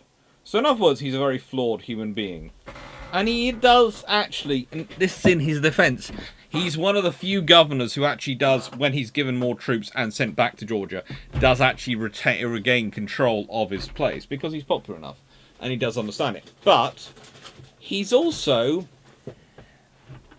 a bit of a frigating moron when it comes to communication security, because almost every time his communications get intercepted. And you sit there and go, surely you can devise a workaround so it's not doing this. Anyway, what's the consequence? Well, it takes so long to get food, there's never any chance of that force getting to Boston in time. After all, that ends on the 17th of March. The siege of Boston, of course, is brought to an end largely by the movement of heavy guns to a position in which they could make it difficult for ships to get in and out, because the siege of Boston goes on for as long as it does because the Royal Navy can get in and out whenever it wants, however it wants, and resupply them. And Boston is, as you can see, a nice island at this point. It's an easily defensible point. In fact, it's kind of like Gibraltar. At this point, it's very easy to defend.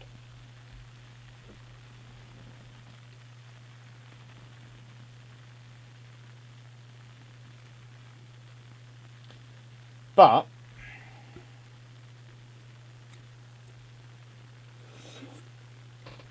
there is a problem with that.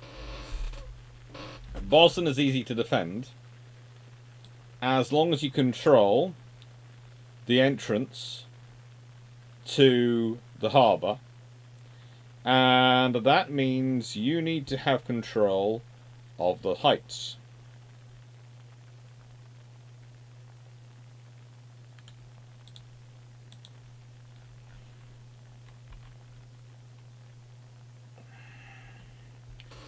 And once you've fortified Dorchester Heights and you have those under your control and you have artillery over on them, you pretty much control the entrance to the harbour.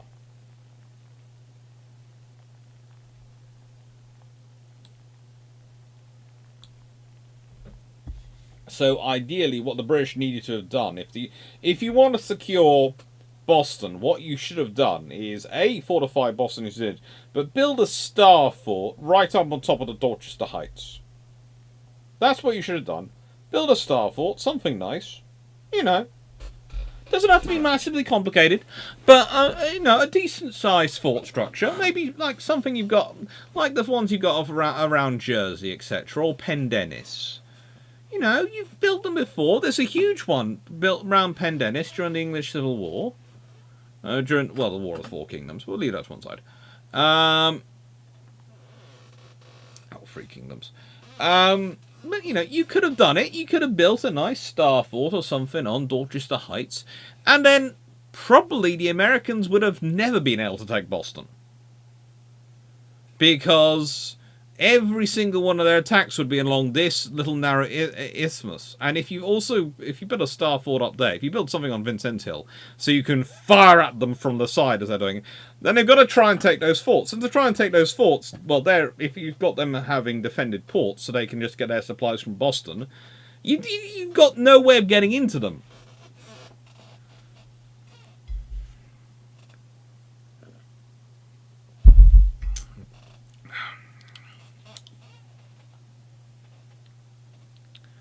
Mancoach, do we know if Gosden Wright went back to UK? Maybe stayed in North America, so was A at hand and B legal governor.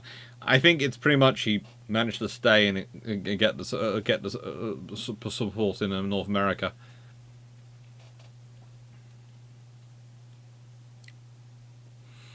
Richards, isn't the weight of shot actually a few pounds more per shot? The size being more a bore size than the actual weight of shot? Not really. It's not usually a few pounds more, okay? So, you have a 4-pound shot, 4-pound ball. And it might vary in slight difference, but that's pretty much the size and weight it's going to be. It's going to be a solid shot, roughly that size.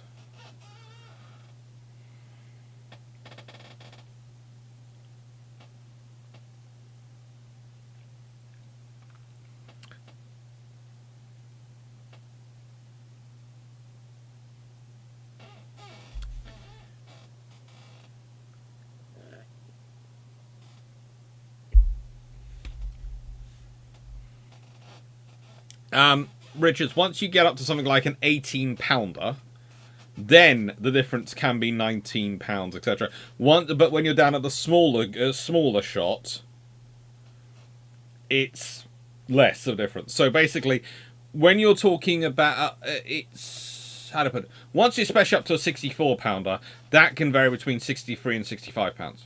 So that's a big shot, and it can have a lot of variance. But once you get smaller and smaller, because it's a diameter, and you're trying to make it as perfectly ball shaped as possible, it's the difference is smaller, if that makes sense. But no, a 4-pounder shot therefore is not going to be 5-6 pounds, because that's going to be a massive differential. If you think about it, because if it's supposed to be a 4-pound shot, and if it's 2 pounds heavier, it's now a 6-pound shot. It's for an entirely different size of cannon. Or it's 4 pounds heavier, it's an 8-pound shot. Oh, sheesh, no. So yeah, when you're dealing with things which are the 18s, 24s, 32s, 64s, you can find more different and more a sort of differential.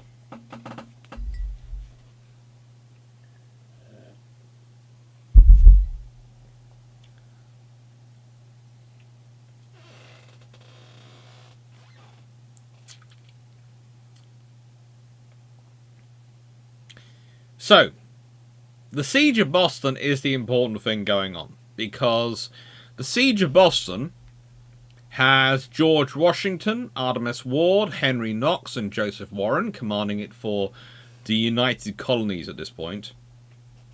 And Great Britain, Thomas Gage, Sir William Howe, Sir Henry Clinton, and Francis Smith. And by the way, if anyone wants to see a bigger idiot in a red uniform, it's Sir Henry Clinton.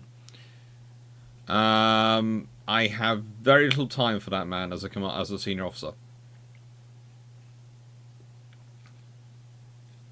He was in charge of the 1st Division, which were under siege in Boston, and the 1st Division included the 17th Regiment of the Light Dragoons, the 1st Brigade, under Brigadier General His Grace Hugh Percy, 2nd Duke of Northumberland, the 3rd Brigade, commanded by Brigadier General Paget, which included the 1st Battalion of the Royal Marines, as well as the 10th and 33rd and 47th Regiments of Foot.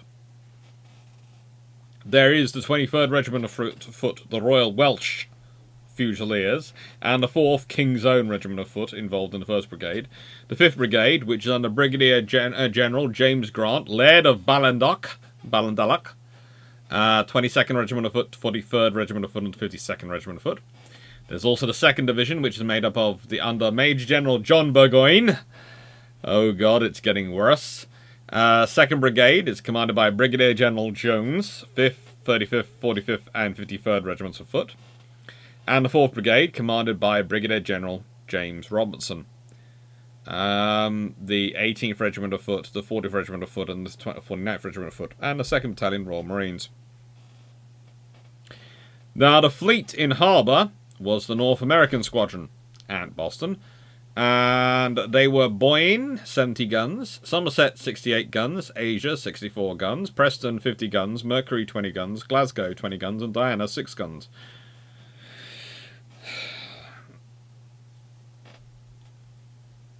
Then there's the Army of Massachusetts, which is the United Colonies Army, under the Commander-in-Chief of George Washington. And, yeah. The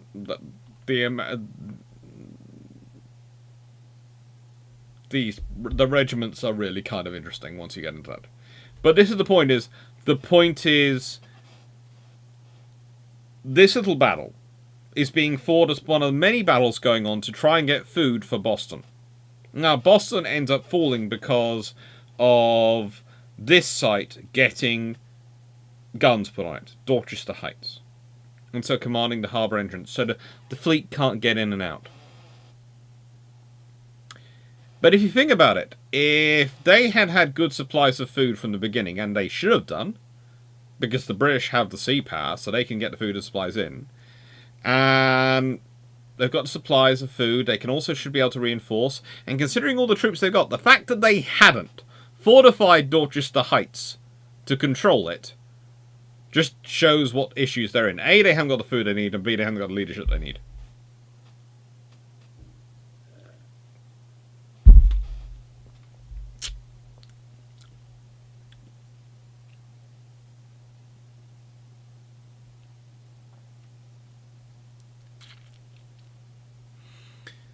Jacob, if your 4-pound shot weighs 8 pounds, it's shell-shaped and not ball-shaped. Mm-hmm. I wanted to type 6 pounds, but in my excitement slammed the 8. Life happens.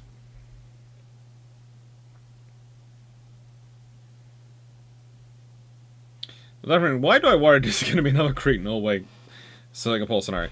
It is, basically, because it's one of those scenarios where I will say, George Washington does an excellent job. He does an excellent job. But the thing is, his opponents, they secured the Dorchester Heights. That's all they need. A single force on the Dorchester Heights to secure it. Yes, the colonists will probably have to start besieging the fort.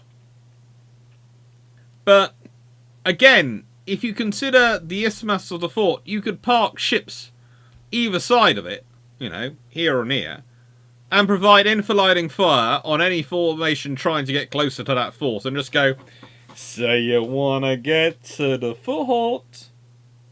Nope. As well as the fort itself could fire and resupply the fort by sea. The whole thing is, Boston is important enough. The sheer amount of arrogance, and this is the thing that annoys me, right?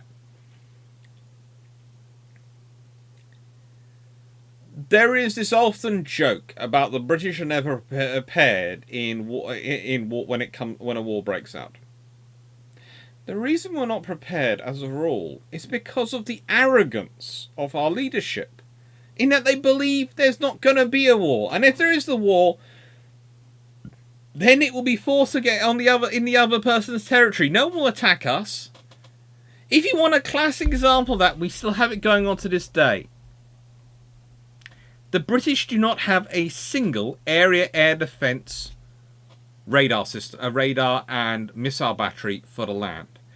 Entirely, the entire stock, our entire area air defence capabilities and missile systems are ship-based. We don't have a single Patriot or equivalent system. We used to have Rapier, which are short range. They're now being replaced by CAM, or Land Scepter. Still short range missile systems. We do not have any of that, any of the air defense. Why? Because, well, there's two arguments given. One, but our air defense fighters will stop them before they get to us. And two, they'd have to get through NATO first, which is lovely right up until they've got through NATO and your fighters are fighting 2-to-1 outnumbered. And if you consider the lesson of the Battle of Britain was not that you didn't have air defences, it was that you used the air defences to build places where your fighters, A, didn't have to fight, and B, could get respite so they could go up and fight them. Not that they didn't have to have the air defence and didn't have to have the protection. Ugh.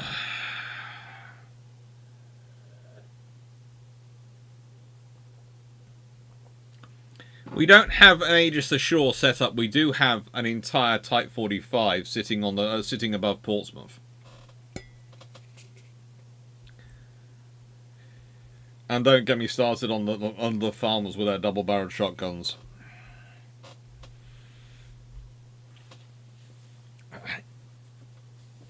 You can, Dan. Honestly, you could do an entire history of the British being able to pluck defeat from the jaws of victory. Because, honestly, if we consider the regiments involved and the theoretical senior officers, the British in Boston have the entirety of pretty much the entirety of the 4th Battalion of the Royal Artillery. And when I say that, they have the 1st Company, 2nd Company, 4th Company, 5th Company, 8th Company, and 2 companies of invalids. Now, invalids are veterans. The Corps of Invalids, you have to remember, are veterans who provide garrison troops. So, when you have the Corps of Invalids, which is set up by Britain, is basically, they are selected by the Commissioners of the Royal Hospital of Chelsea to serve instead of having a place at a hospital or a seat of a pension. And basically, they would be expanded or decreased in size as needs arose. And these companies were used to garrison key points in the UK and abroad. They'd free up units of regular units for army for overseas. But they were generally those who were too old or wounded to serve in the regular forces. They had to serve most would serve at least 6 years with the Corps.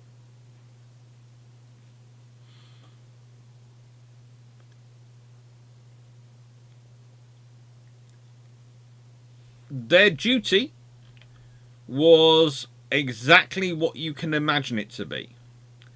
You have got a couple of companies of veterans, people who've already served there. They are there to assist the artillery. They are veteran artillerymen. and to help protect the artillery. So, think about that, and then think again what they are probably capable of doing.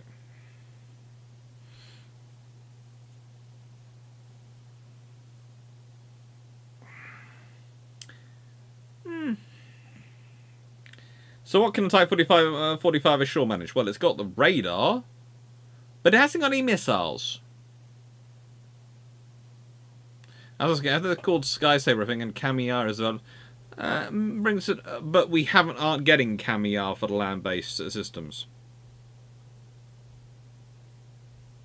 We're getting Kamiyar for our ships in the Royal Navy, but I don't think Kamiyar's being got for the ground forces. And Sky Saber is, yeah, I think that is the land system as well. The land sector, I think, is now called Sky Saber. Yeah.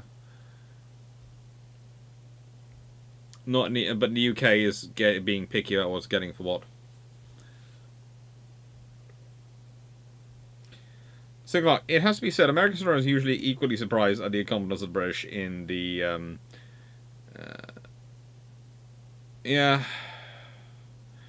American War of Independence, or the Revolutionary War. Thanks, nice to hear everyone. That's good. If the rest of NATO's already fallen, we probably don't have any fighters left to protect everything anyway. Yeah, I did point out one out as well.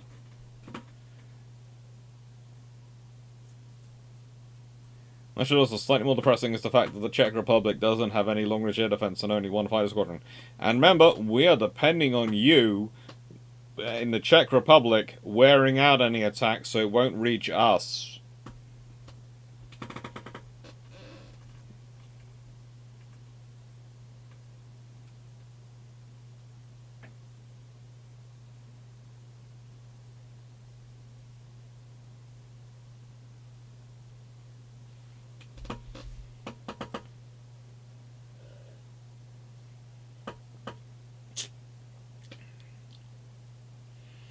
Now,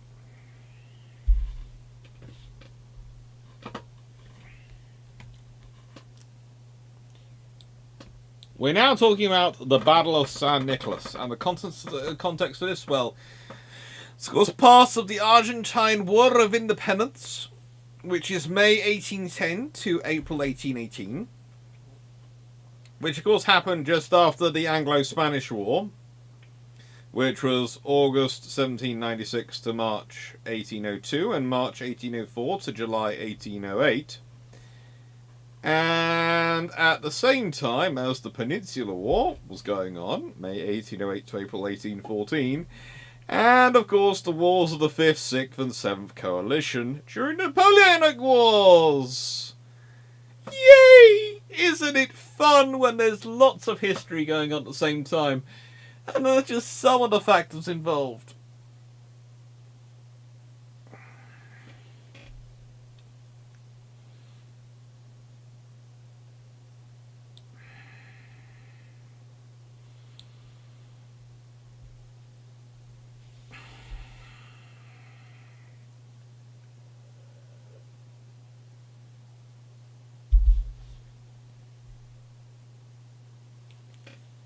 Now,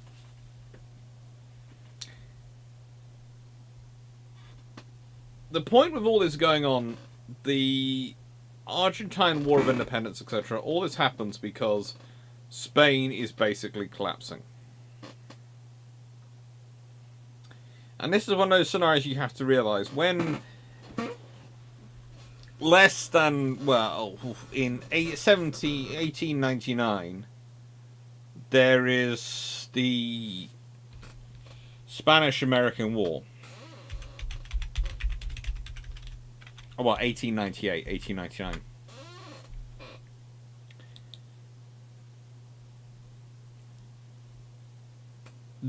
Well, it's all 1898, isn't it, really? Stuff happens in 1899 isn't technically part of it. So, 1898, the Spanish have already been losing a lot of territory for a long time. And you can almost argue that the Argentine War of Independence is a very British affair.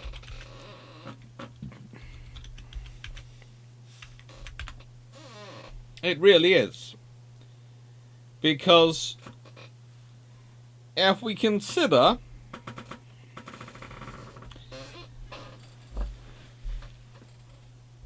one of the key personnel on the side of the Argentines is a gentleman called William Brown. Think about that.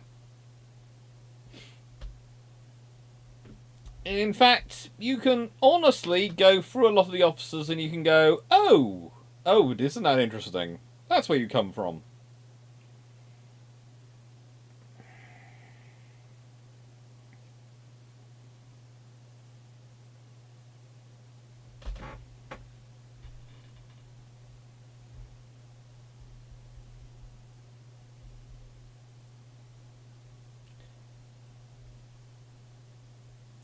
I wouldn't say the Spanish Empire was in terminal decline at this point. The Spanish Empire was definitely in decline, but terminal decline by 1898.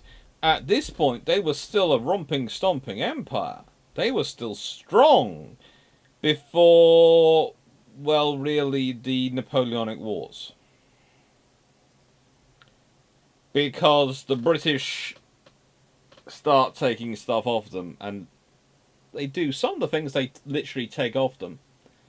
And some of the things they take off them in such a way they just don't get to keep them. And that's enough. The British invasions of Rio de la Plata have been part of the Anglo-Spanish War. Because the British had realised quite quickly on that rather like what happened to them in North America, if you invade and show how weak Spanish control is, you're going to cause a lot of troubles. So a small detachment of the British Army occupying Buenos Aires for 46 days in 1806 and storming and occupying Montevideo in 1807 for several months, and a second attempt being made to take Buenos Aires,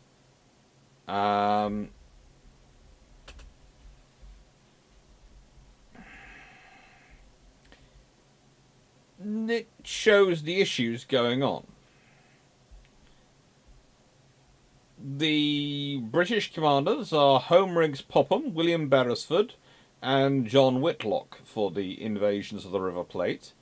The Spanish commanders are Rafael de Sombramente, Santiago de Linos, Juan Martin de Pueyrredon, and Martin de Algeciras. During the first invasion, the British brought 1,600 troops, and the Spanish raised 2,500. During the second invasion, the British brought 6,000 troops to Montevideo, where they found 2,000 Spanish troops, and they brought between 9,000 and 12,000 to Buenos Aires, where they found 7,000 to 8,000 troops. Why are the British looking at the Rio de la Plata? Well, because the River Plate is a very rich area. It's commercially very useful, even in this period.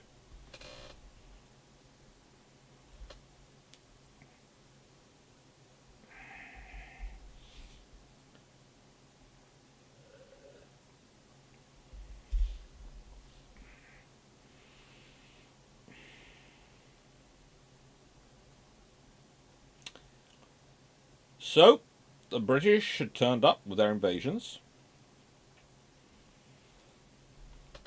And let's be honest, the British had done this before. They'd done the Battle of Cartagena de Indias, which took place during the War of Jenkins' Ear. And I think I've done a video on War of Jenkins' Ear. If I haven't, do message me, but I think it's somewhere on the channel, War of Jenkins' Ear battle, a video. It's usually a fun one to do. The fact that the British call it the War of Jenkins' Ear, and the Spanish call it the Guerra de Asiento. You know, it's just nice to have as wars go.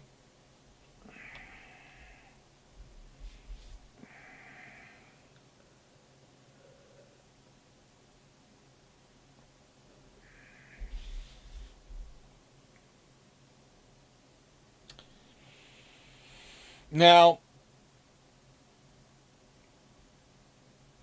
by the point we're talking about, of course, those have happened years earlier. But the trouble is, what have they happened in years earlier? They took place between 1806 and 1807. And then 3 years later, after you've had to raise a whole load of troops for doing that and defending your colonies, and then the mother country's invaded and under occupation, what happens? Well, there's a war of independence. There are many potential causes of the May Revolution. Some people like to point about to the US Declaration of Independence, the French Revolution, the Industrial Revolution, but let's be honest, the Peninsular War, and it's the Spanish monosponcy, which is basically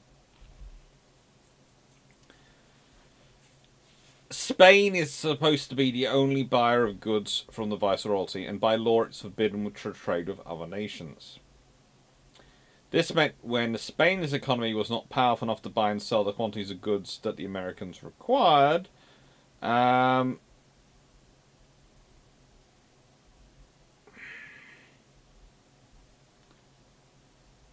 those goods therefore had to be brought to those places by France or Britain doing it a lot, and then sold at a higher price.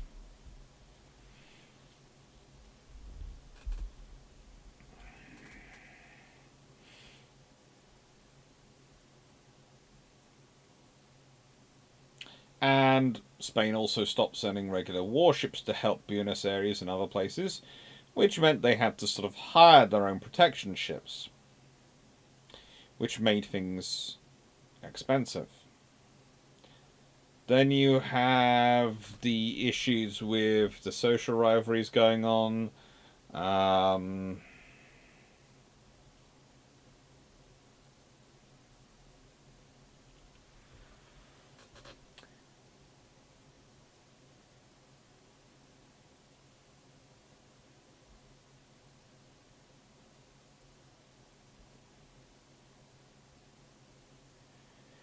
And, well, you also have issues in that you have, how do I put this politely? Charlotte Joaquin, the daughter of Charles IV and sister of Ferdinand VII, trying to take over the local government. Which means there are issues going on. And the reason she's trying to do it, is because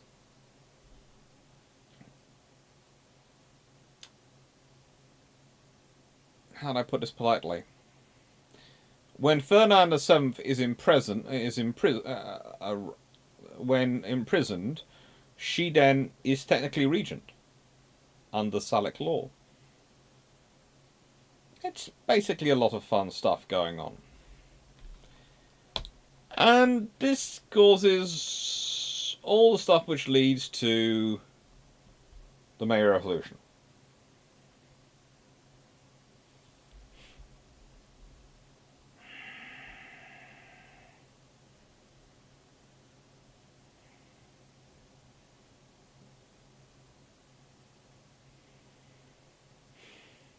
It's a mess.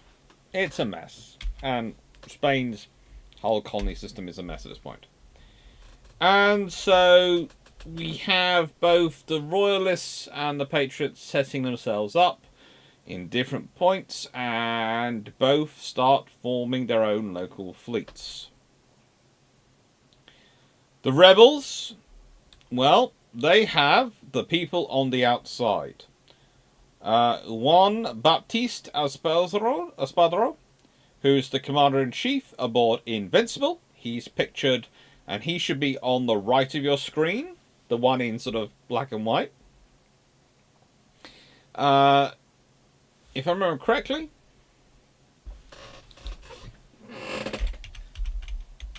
he is... I'm just checking his particular ethnicity, because for some reason I forgot to put it in my notes. Now, he is... Huh. He's a Maltese privateer. Then we have Hipólito Bouchard, who is in charge of the 25th, the Cinque de Mayo, Vincente de Mayo, who is a French gentleman, and Abel Huac, who's in charge of America, who's also French. And on the other side, we have Jacinto de Romarate, who is probably one of the better officers down there, and frankly, the guy needs more medals. He really does. He had fought against the British invasions in Rio de la Plata on the Royalist side during the Argentine War of Independence. And when he returns to Spain, he participates in the First Carlist War.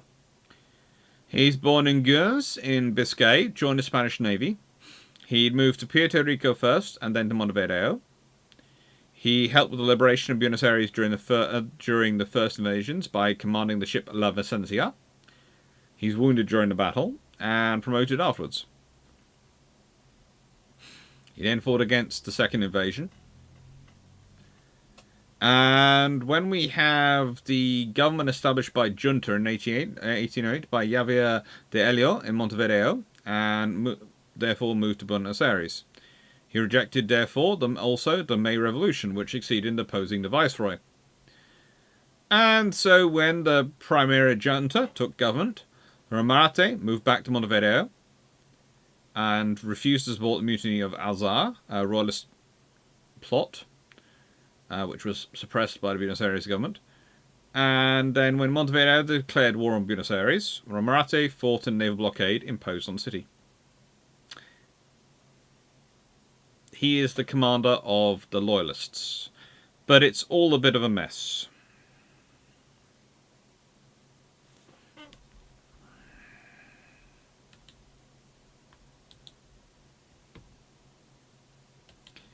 And please note, there is an actual battle which took place on the 15th of March, between 10th and 15th of March, which is called the Battle of Martin Garcia. I just always think that you should realise that, you know, there is a battle called the Battle of Martin Garcia.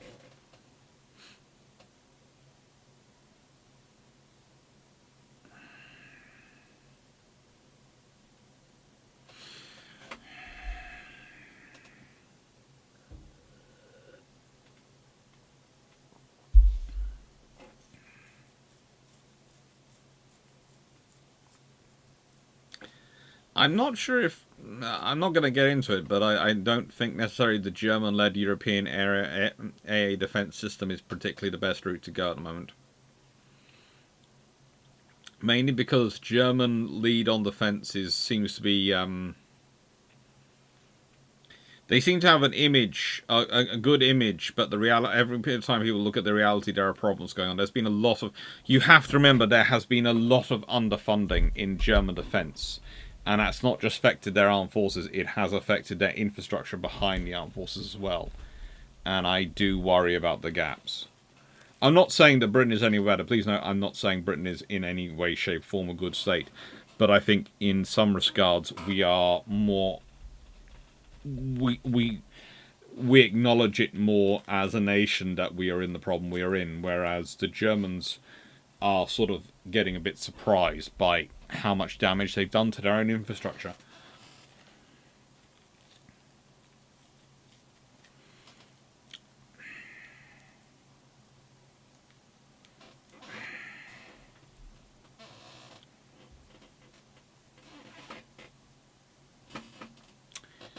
So, these are three of the personalities involved, key personalities. And honestly, the battle itself is kind of an interesting scenario that comes up. So, on the 25th of May, the River Plate colonies revolt against the Spanish viceroy in what's called the May Revolution in Buenos Aires. They claimed the necessity to assume local government. And they claimed that necessity due to, of course, the invasion, as already mentioned, the Peninsular War going on in Spain, and Spain being occupied by Napoleonic troops. Because why should you be a colony of a country, an occupied nation, that's occupied by someone else? Does that make you an occupied nation? What does that do? Let's be honest. Are you, by that point, a colony of a colony? Think about that. Are you a colony of a colony? Because that's getting pretty confusing at some point. Who's in charge?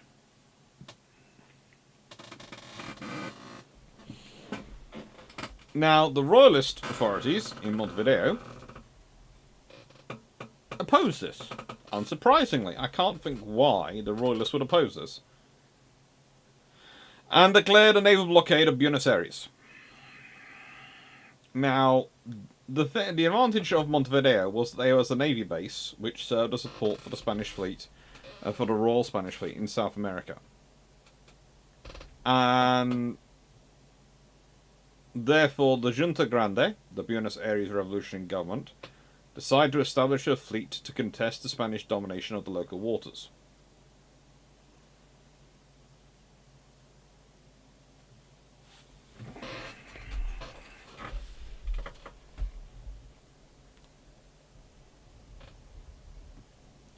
I was asking, but if you are a small nation and don't want to invest in designing the whole system from the ground up, it's a good route. And it's an yeah, I do agree. It's a strong option. I just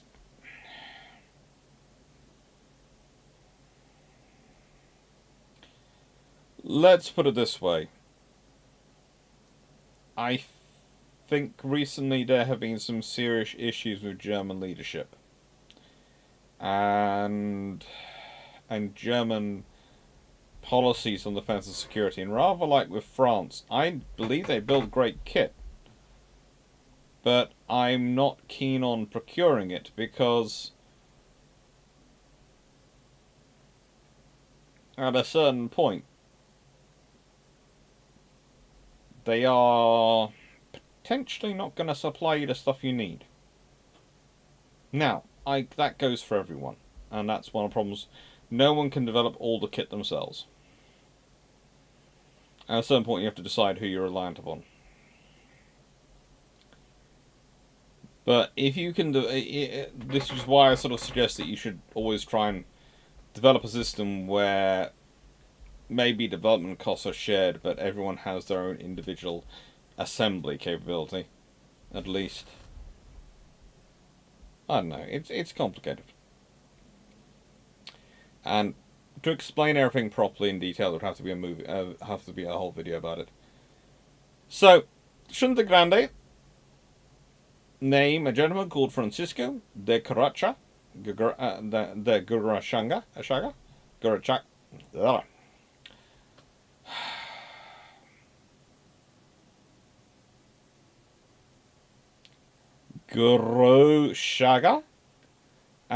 Secretary of the Navy.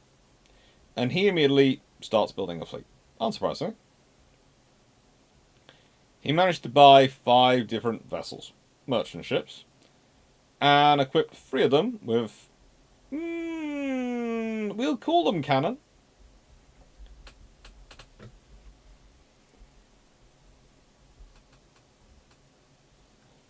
But most of these guns are obsolete weapons which have been found lying around and aren't wanted by anyone else.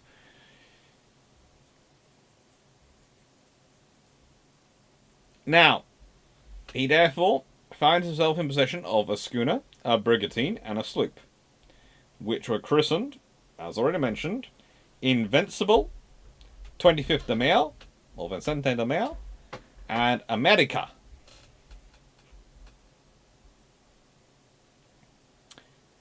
Then comes the other problem. Okay, so you've got ships. And believe it or not, they have guns. Woohoo! Now you have to recruit crew.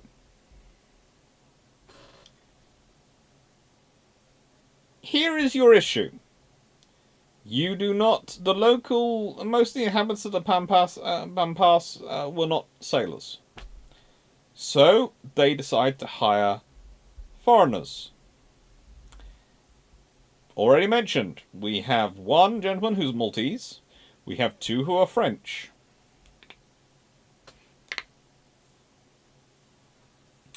There is a problem with this. The rank and file sailors, broadly speaking, speak Spanish. Broadly speaking. Broadly speaking. The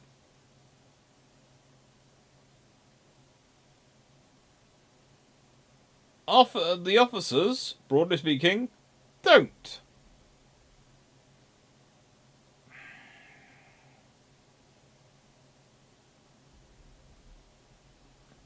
Can we see what the problem's going to be here?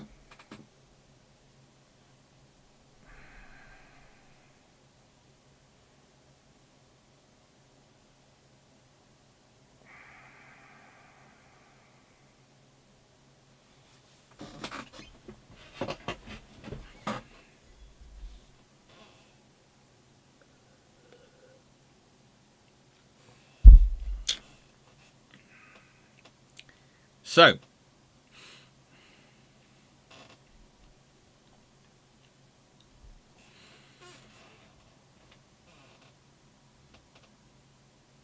things start to get a little bit worse as well, because Manuel Belgrano, who had been sent to Paraguay to help the locals join the revolution, whilst he had initial victory at the Battle of Camichello, he was defeated at the Battle of Paraguay and was forced to retreat. The junta decided to reinforce Belgrano, because reinforcing defeat is often a good policy, and tasked Juan Baptiste Asparo with the transport by river of reinforcement troops and artillery to Paraguay.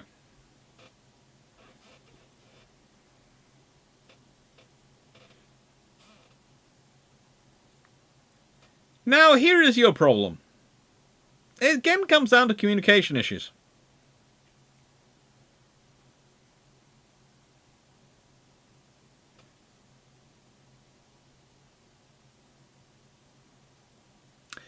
Because, guess what?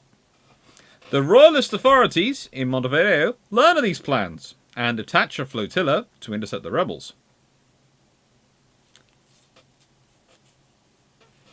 And let's put it this way. So to make sure of victory, they send 7 ships under Jacinto Ramate. Think about that.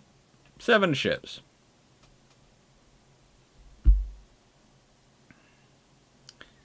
They are the Brigantine,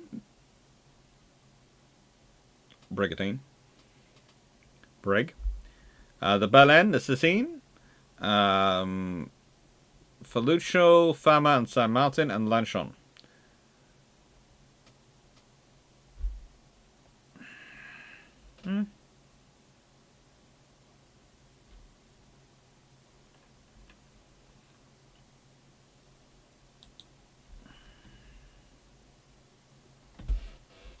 Now, here you go. Here's the battle. This doesn't look exactly that great, does it? Not a great formation. Azapardo's flotilla left Buenos Aires and went upriver on the Paranana, arriving near San Nicolás. They saw the royalists. At this point, Azapardo decides that despite the fact that he has 3 ships to the enemy's 7, and despite the fact that every single one of those ships has more cannon and actually has a crew which understands their own officers, unlike his ships, he's going to fight them!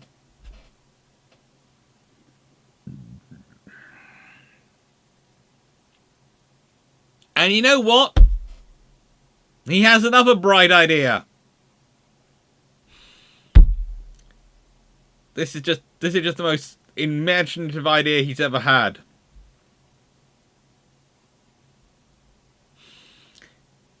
They'd remove some cannons from the ships and install them on the coast, and a regiment of sailors and militia would be made ready to fight from the river coast.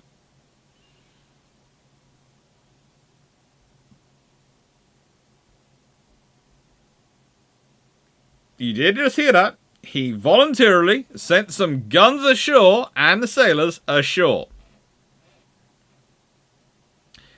Now, here is the thing. The river is a narrow area, so you could have done something. You could have. And you can argue for it. But, well, on the 2nd of March, the royalist ships closed in on Argos. In the first encounter, the 2 brigantines, the Baleine and Sicine, of the attacking force, which I think you will find are A and B on this, became grounded near the coast and were made targets for the coastal cannons. But Asbardo could not get to board them, and the ships finally freed themselves and retreated. And several hours later, the royalists renewed attack and shot at the Invincible. The America is hit several times. A gash opening in her prow, which for some reason I can't think why means she begins to take on water. Because as we all know, the way you sink ships is by letting air in, not water in. Oh no, it is. It's letting water in and air out. That's how you sink a ship. Yeah. And she had to be abandoned by her crew. The royalists then decided to pour fire in on the 25th of Vincente de Meo, which they then tried to board. But the crew became panicked. Instead of defending their ship, they jumped overboard. This was against attempts of Bouchard to stop them, but we're not quite sure if they actually understood what Bouchard was saying to them. Perhaps they thought he was giving them swimming instructions. It's honestly quite a possibility. Then the royalist vessels closed in on the Invincible, which was fighting on her own. They boarded her, and Azzopardo then tried to blow up the munitions depot, but the wounded begged him not to, and so he was forced to surrender.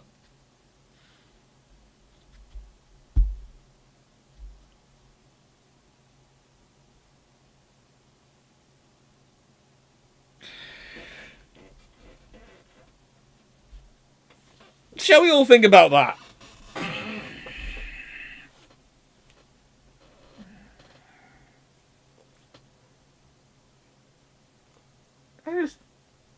I'm trying to get my head around it as an idea. As a concept. I have a smaller, less trained, more difficult to lead force. I have a limited number of officers and personnel who can act as intermediaries. So the more I spread those personnel out, in terms of relaying instructions, the more I spread those personnel out, the fewer and fewer I'm going to have in decisive areas. Okay.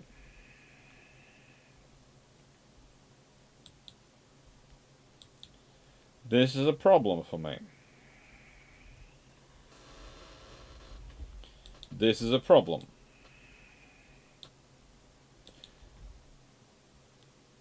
So what I then do is I then respond by going, I'm going to divide my force up into even smaller penny packets.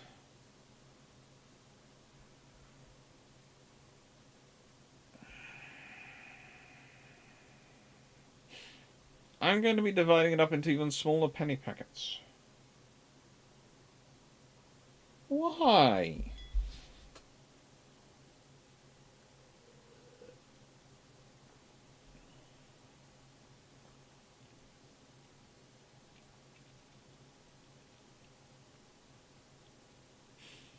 Okay.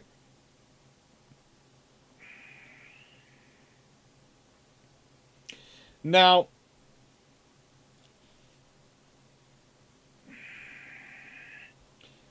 the thing is, though, and if we're going to get into this, we should go to the consequences page, because it includes one of my favourite people of all time, William Brown, who you will be hearing more about than is probably justifiable, considering he wasn't actually at the battle. Because, unsurprisingly, with the destruction of the rebel fleet, and the taking control of the Rio de la Plata, Paraná, and Uruguay rivers by the Royalist fleet from Montevideo, which would last until 1813 after this battle. So, if you think about it, this battle takes place in 1811, and it gives them almost 18 months of absolute control.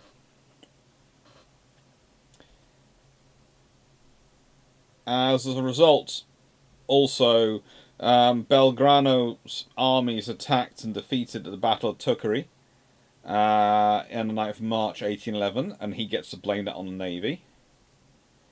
And it only changes in 1813 the control of the fleet and the control seas thanks to Almirante Brown, William Brown, who it creates a new naval squadron, and it's his squadron and the professionalism he pushes through that changes things. Juan Bautista Espardo becomes a prisoner of the Royalists. Again, he's taken to Ceuta in Spain. And so you know, it's always good to be fighting for a revolutionary government, because in his absence, they started a judicial process, determined his involvement in the defeat, and they decided that whilst they recognised his courage, they concluded he demonstrated a lack of experience in command, and that he'd allowed lack of discipline of his crew, and he was given a sentence of indefinite removal of command in the armed forces, establishing he could only ever serve as a subordinate officer. This, I'm sure, meant a lot to him when he was sitting in prison in Ceuta in Spain. It's really kind and really sensible, because he can do a lot for you in Ceuta in Spain. So you are, in nicest way, it's the classic thing of, you have nothing productive to do. You're honestly all useless in this warfighting effort. So what you're going to do is you're going to spend your time debating and passing legal judgment on the person who just lost the battle for you. Oh, whoopee-doo-dah.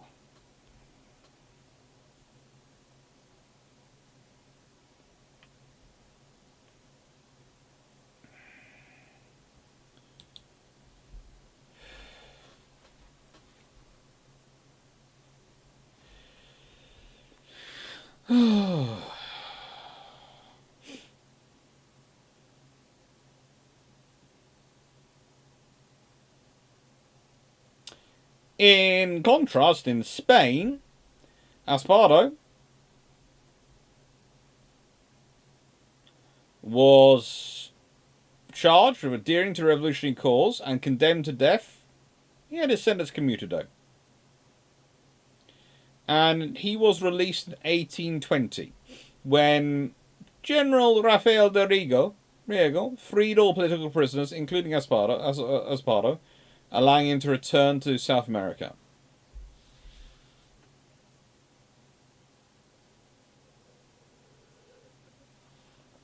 When he got there in 1820, well, in 1821, the Buenos Aires government decided to rescind the order that he couldn't be a commanding officer, and allowed him to return to life in the Argentine Navy.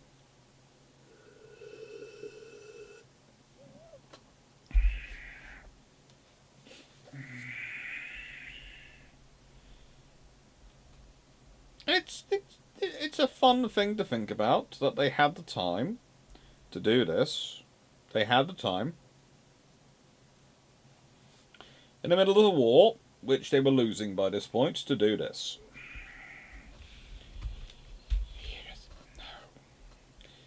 Anyway, as a result, this gentleman rises to power. Now, he'd been born in Foxford, County Mayo, Ireland, emigrated to Baltimore Maryland in 1793. Then seemed to go to Philadelphia, Pennsylvania.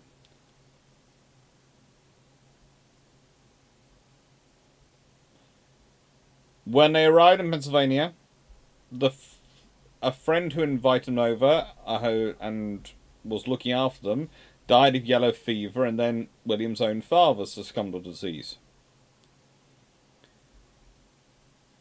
Not long after that, he was wandering along the banks of the Delaware River, met a captain of a ship then moored in port, and he went to sea.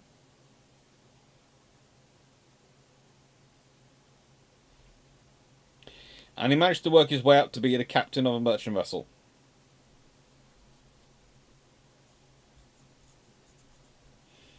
There have been many different histories, including some people suggest that he was an illegitimate son and his father's surname was actually Gannon. But we don't know, basically. 10 years at sea, he'd reached the rank of master. Some argue captain, but usually in merchant ships at this point, master. You would be the captain of a ship, but your rank is actually master. And he was press ganged into a Royal Navy warship. Well, if you think about it, he's Irish. He's American, but he's on a merchant ship in the middle of the, going back and forth between various harbours. It's very easy to see how he gets caught up in those things.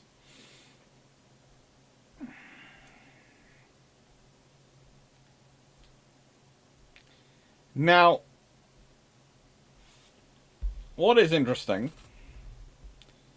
is I don't believe some of the history that comes out about him, because some of the stuff said he escaped the vessel he was serving on, which was a galley.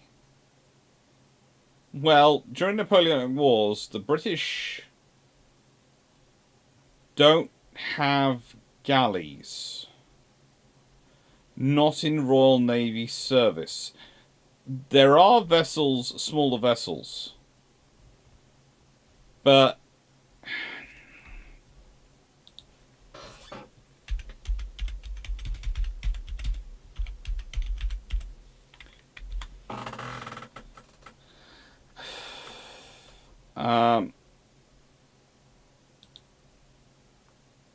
the last one you have really around, you have Alarm, Buffalo Comment. You have a few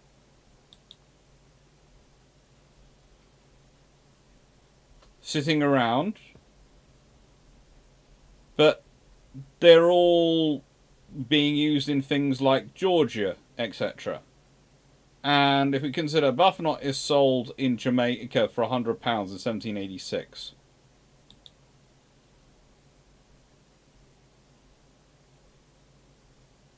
The other vessels are mostly gone long before we get to this point in this period. And, well, the story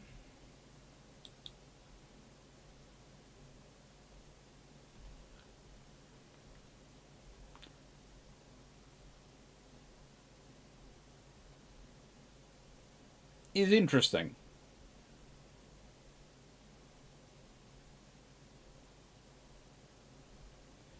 The story is that he escaped his ship he was the galley he was serving on, and scuttled the vessel. It doesn't fit with the timing of 1812. The Royal Navy don't have galleys around in that period to be scuttled. So I can understand why the French did not believe he assisted them by scuttling the ship and imprisoned him in Lorient.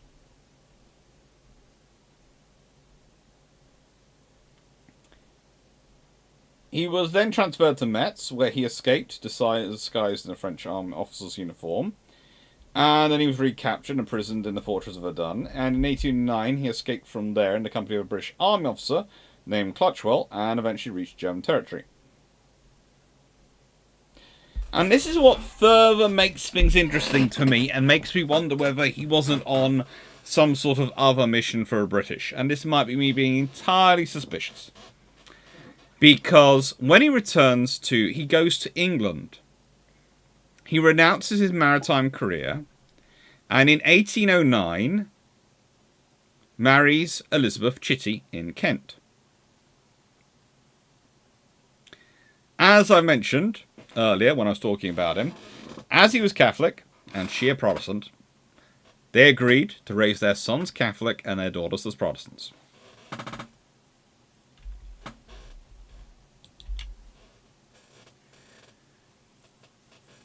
And in the same year, in 1809, he leaves for the Rio de la Plata on board Belmont and sets himself up as a merchant in Montevideo, Uruguay.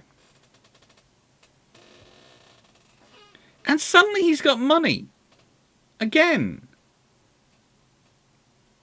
And money to invest in things. Because he becomes part owner of a ship called Eliza, trading between Montevideo and Buenos Aires.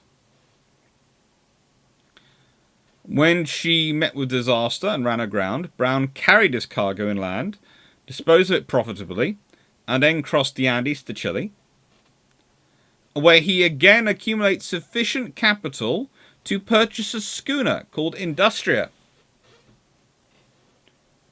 which he opened a regular sailing packet service between Uruguay and Argentina. This was the first such venture in South America. This was profitable. But the Spanish government immediately stepped in, sensing a threat to their mercantile interests, as this was kind of causing them a lot of problems. And so they destroyed his schooner,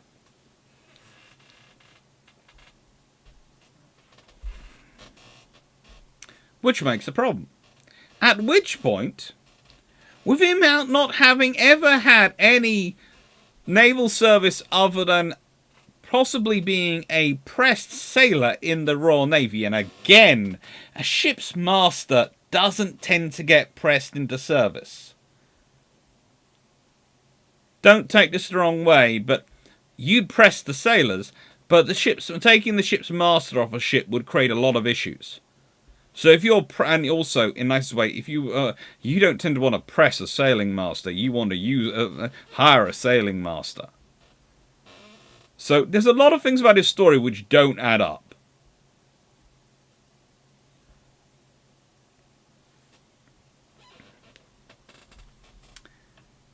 After his schooner's deployed, he takes drastic steps. They took sort of drastic, and the Spanish take sort of steps to attempt to nullify Argentina's attempt to defend their coast from Spanish raiders.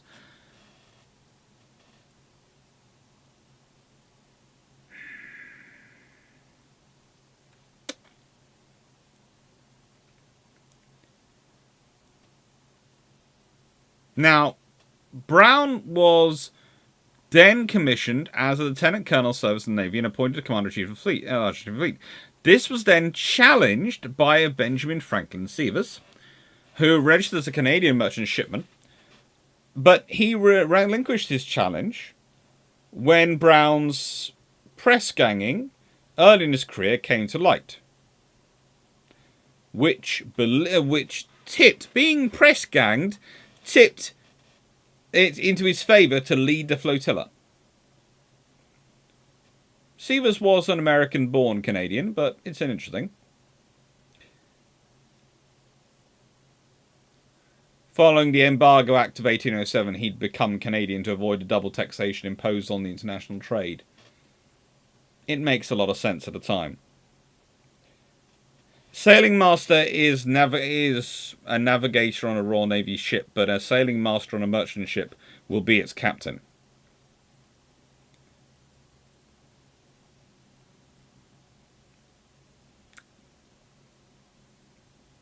So the master, so someone who's got a master's certificate on a merchant ship can be its captain, Master certificate on a Royal Navy ship at this time will probably be the ship's master, sailing officer, the navigation officer. No. But all the lieutenants and all the officers are supposed to be officered in navigation. But the master will teach them that and make sure they're learning those things.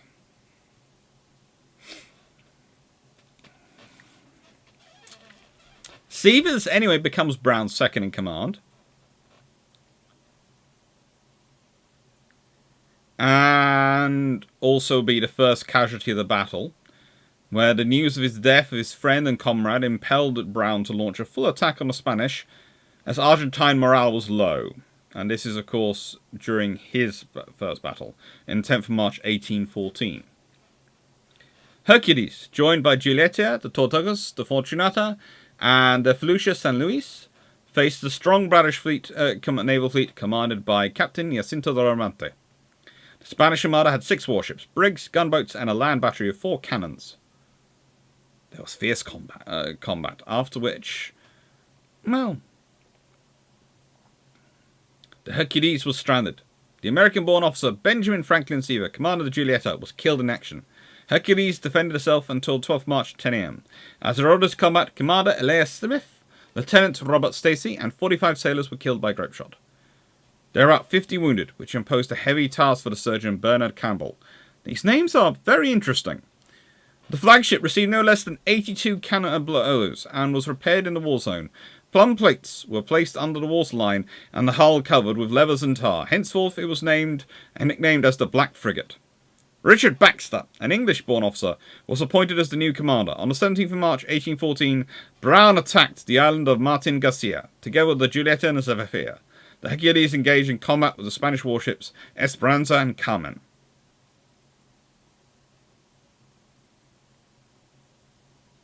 When the land attack was organised, Brown ordered the fife and drum to play St. Patrick's Day in the morning, which boosted the morale of the troops.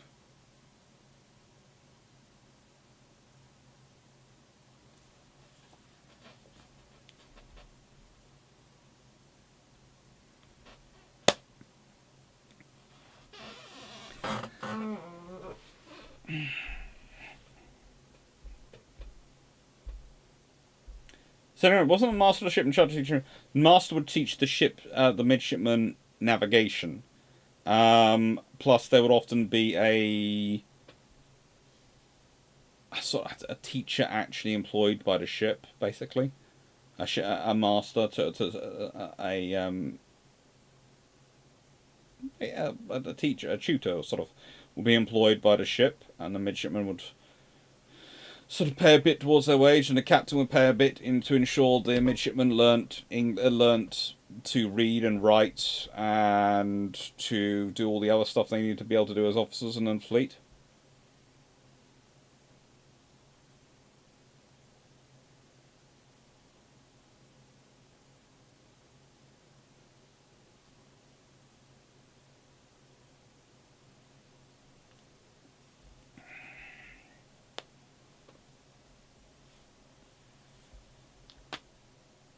So, basically, William Brown is a really interesting history of someone who we don't know a lot about, but seems to have a surprising amount of experience for an Irish gentleman of apparently American descent who is very, very anti-colonial powers, seems to have a remarkable habit of ending up serving British interests with British officers around him.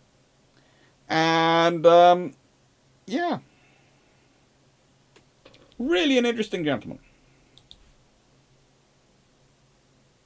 So, what has this video all been about? Well, it's been about small battles having consequences. The fact is, the loss of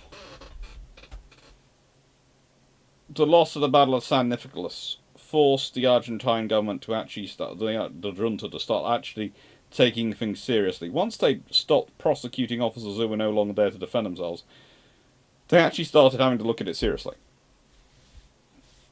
And once they did, they found personnel who took it very seriously. And did it seriously. But also, as they realised time was on their side. You see, at the beginning of the war, the Royalists were at the strongest they were going to be. But as the war wears on, and they are not getting support from Spain, their level of strength goes down, whilst the junta's ability to support themselves from the colony grows. So it's a time game.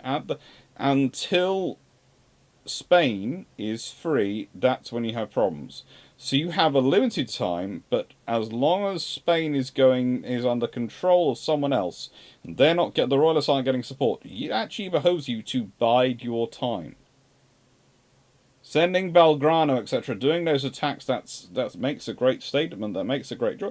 That doesn't give you the strength and time. That doesn't give you the strength to actually win.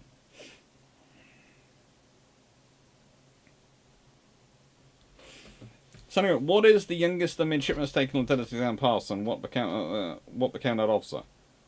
I honestly don't know off the top of my head. That's a topic which I have to admit is debated, because there's the official age you're supposed to be to take the midshipman's the lieutenant's exam, and there's also the fact that you're supposed to have completed a certain number of years at sea. But sometimes captains would enter their sons onto their books, so they'd start earning time from when they were literally born. So things could get very interesting. And whilst Verdun, you're supposed to be 19.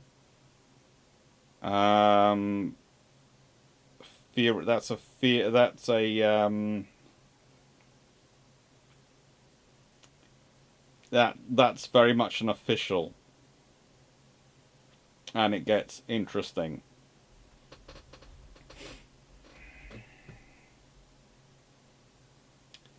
And then we of course have the Battle of the Rice Boats, which is literally about getting food.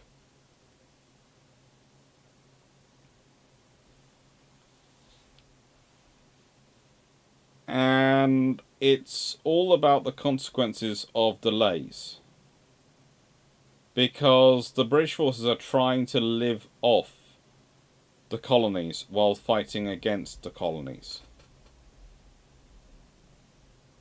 And you can't do that. The whole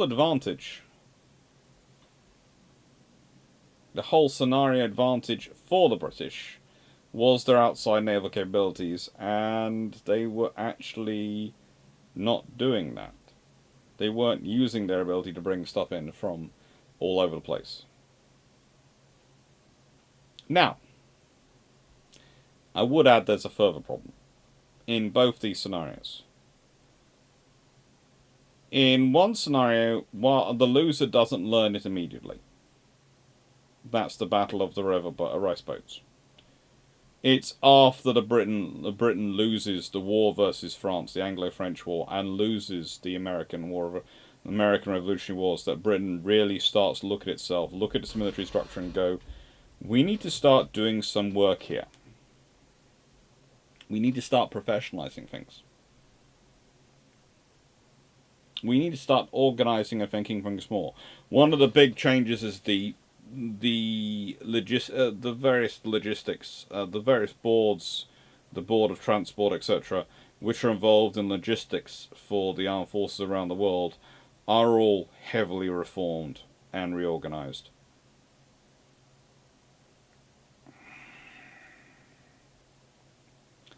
Now, speaking of that, before we get into final questions, etc., and I should probably do final questions and end it this, but I was going to talk about this anyway, because I got sent this message earlier by Steve Clarke, and I know he put a super chat in and saying, can you answer the DM I sent you earlier? And I was going, well, I've been planning on answering this evening anyway, so I don't mind. He's been reading an old book called The Admiralty Brief by Edward Terrell, OBEQC. He was with the Royal Naval Volunteer Reserve in World War II. In his book, there are 3 chapters on the use of plastic armour, a material called Juristic. made from asphalt and cork by Juristic Bituminous Product Limited. Now, there are photos in the book which show the material bolted to the superstructure of an escort carrier. The question, was this stuff used in armour schemes of larger ships as laminating material or a splinter backing to stop spool? Yes and no is the answer. It was mainly used on smaller ships where weight was more important. On larger ships, they tended to prefer things like wood, if they had it treated wood. But also they tended to have thicker bits of metal, etc. But still, it isn't unheard of. It's one of those interesting scenarios when you go around. It's one of those materials which has theoretically a lot of applications and does seem to get applied a lot around things, but is not necessarily as beloved by the naval architects of the naval constructors as you would think it should be from its theoretical probabilities. Reason being, well, they had to get the mixture right. It's kind of like I've been talking the other day about steam rates, and I did the video went up on Wednesday rather than Tuesday, and I do apologise, although I do find more and more the benefit of doing the Twitch streams I do is that I can save some videos for other day as backup. So I usually have 2 Twitch streams available a week to slot around into things, and whilst I do use one of those for the Monday night video, so that means I only have one. If I am running late with Tuesday's video, I can swap it round if I want Tuesday's video to be better. This week I re-recorded Tuesday's video 3 times because I wanted to tone down the rant. Believe it or not, the rant you got in the steam rates video is toned down quite heavily on what the original was. The original one was a good 45 minutes of me taking apart every single comment I have ever had on a video or an article or even a tweet saying variations of the British Navy didn't like steamships.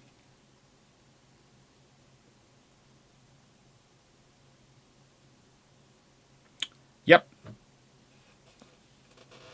I toned down the rant. I made it more historical analysis. But it's kind of like that when we start talking about Juristic. Because Juristic has this great starting point of being pretty cool and pretty capable.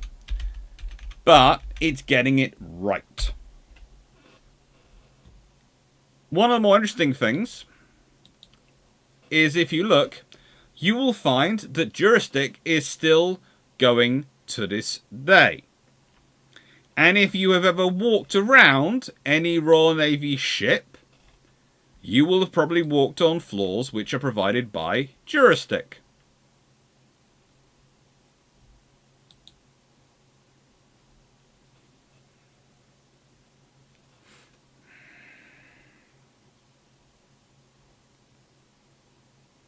So, Juristic is still there. And it's still around. And it has been getting better and better and better. But usually, these days, it will be the flooring. If you ever notice that flooring when you're walking around on ships, when you're walking around on the deck, etc., of the ship, that stuff which the helicopter lands on the flight deck, there you go.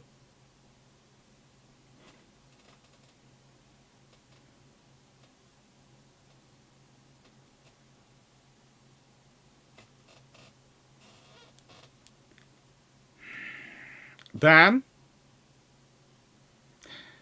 what I do with you is I remember all these points. And I remember that we are going to be spending hopefully a lot of time together later this year. And I plan on every single one of these points which you make to try and raise my blood pressure. I'm remembering them. And I will have revenge. I will have my revenge. Or revenge, if you just want it said normally. So, what have we got coming up? I have one live schedule for June. And hopefully soon I'm going to be able to explain why, because that's a glorious 1st of June. These are all the lives scheduled between now and then.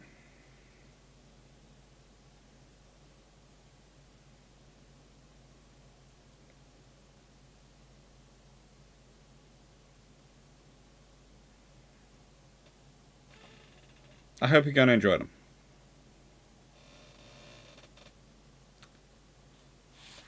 Now, also, if I remember correctly, I was in the Kill It chat last week, so I will say I'll be in the regular live chat this week.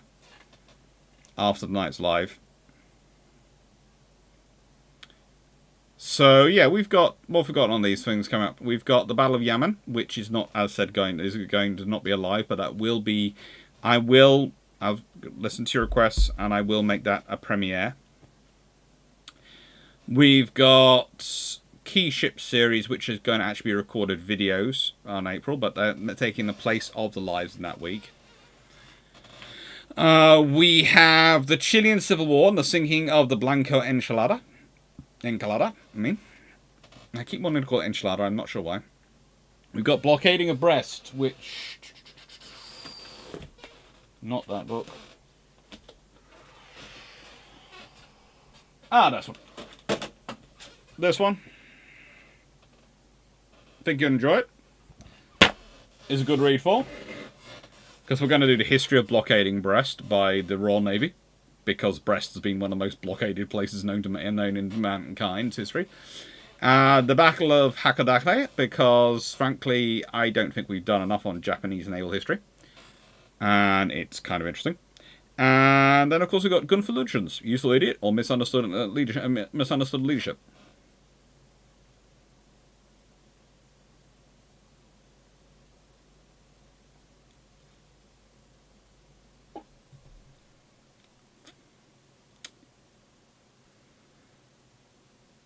You can smile innocently, Dan, but I will get revenge. Mm-hmm.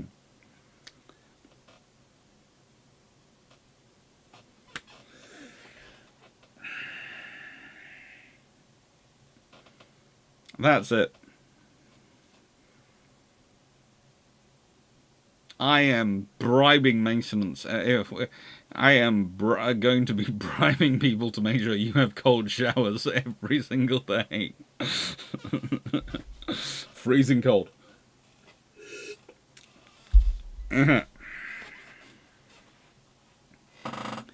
Senator, any war breaks out, Britain blocking his breast. France, we're allies now. Don't joke. Don't joke. In World War One and World War Two, there were British ships off Brest. Yeah. No, I think Night Secretary Front is probably an extra decade.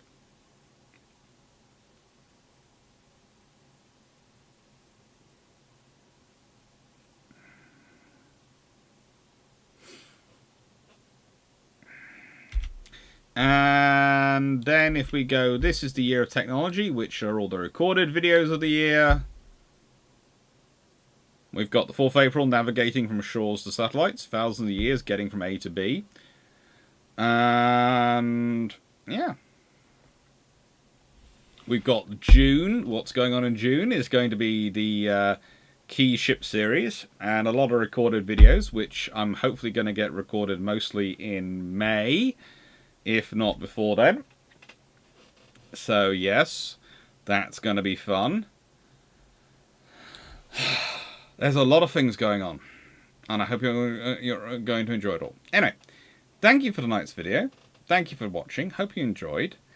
I will say final questions, but I'm also going to be going, if you follow the Discord link down below, I will, after I have quickly stretched my legs, because my leg is still sort of hurting me, but it's mostly better, I will be in the live chat to answer questions on Discord and chat away with you all for a bit. And I hope you're well.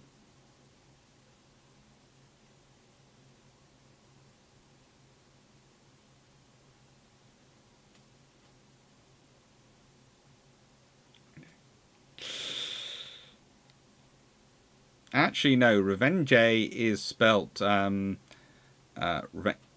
Revenge is spelt REVNGJAY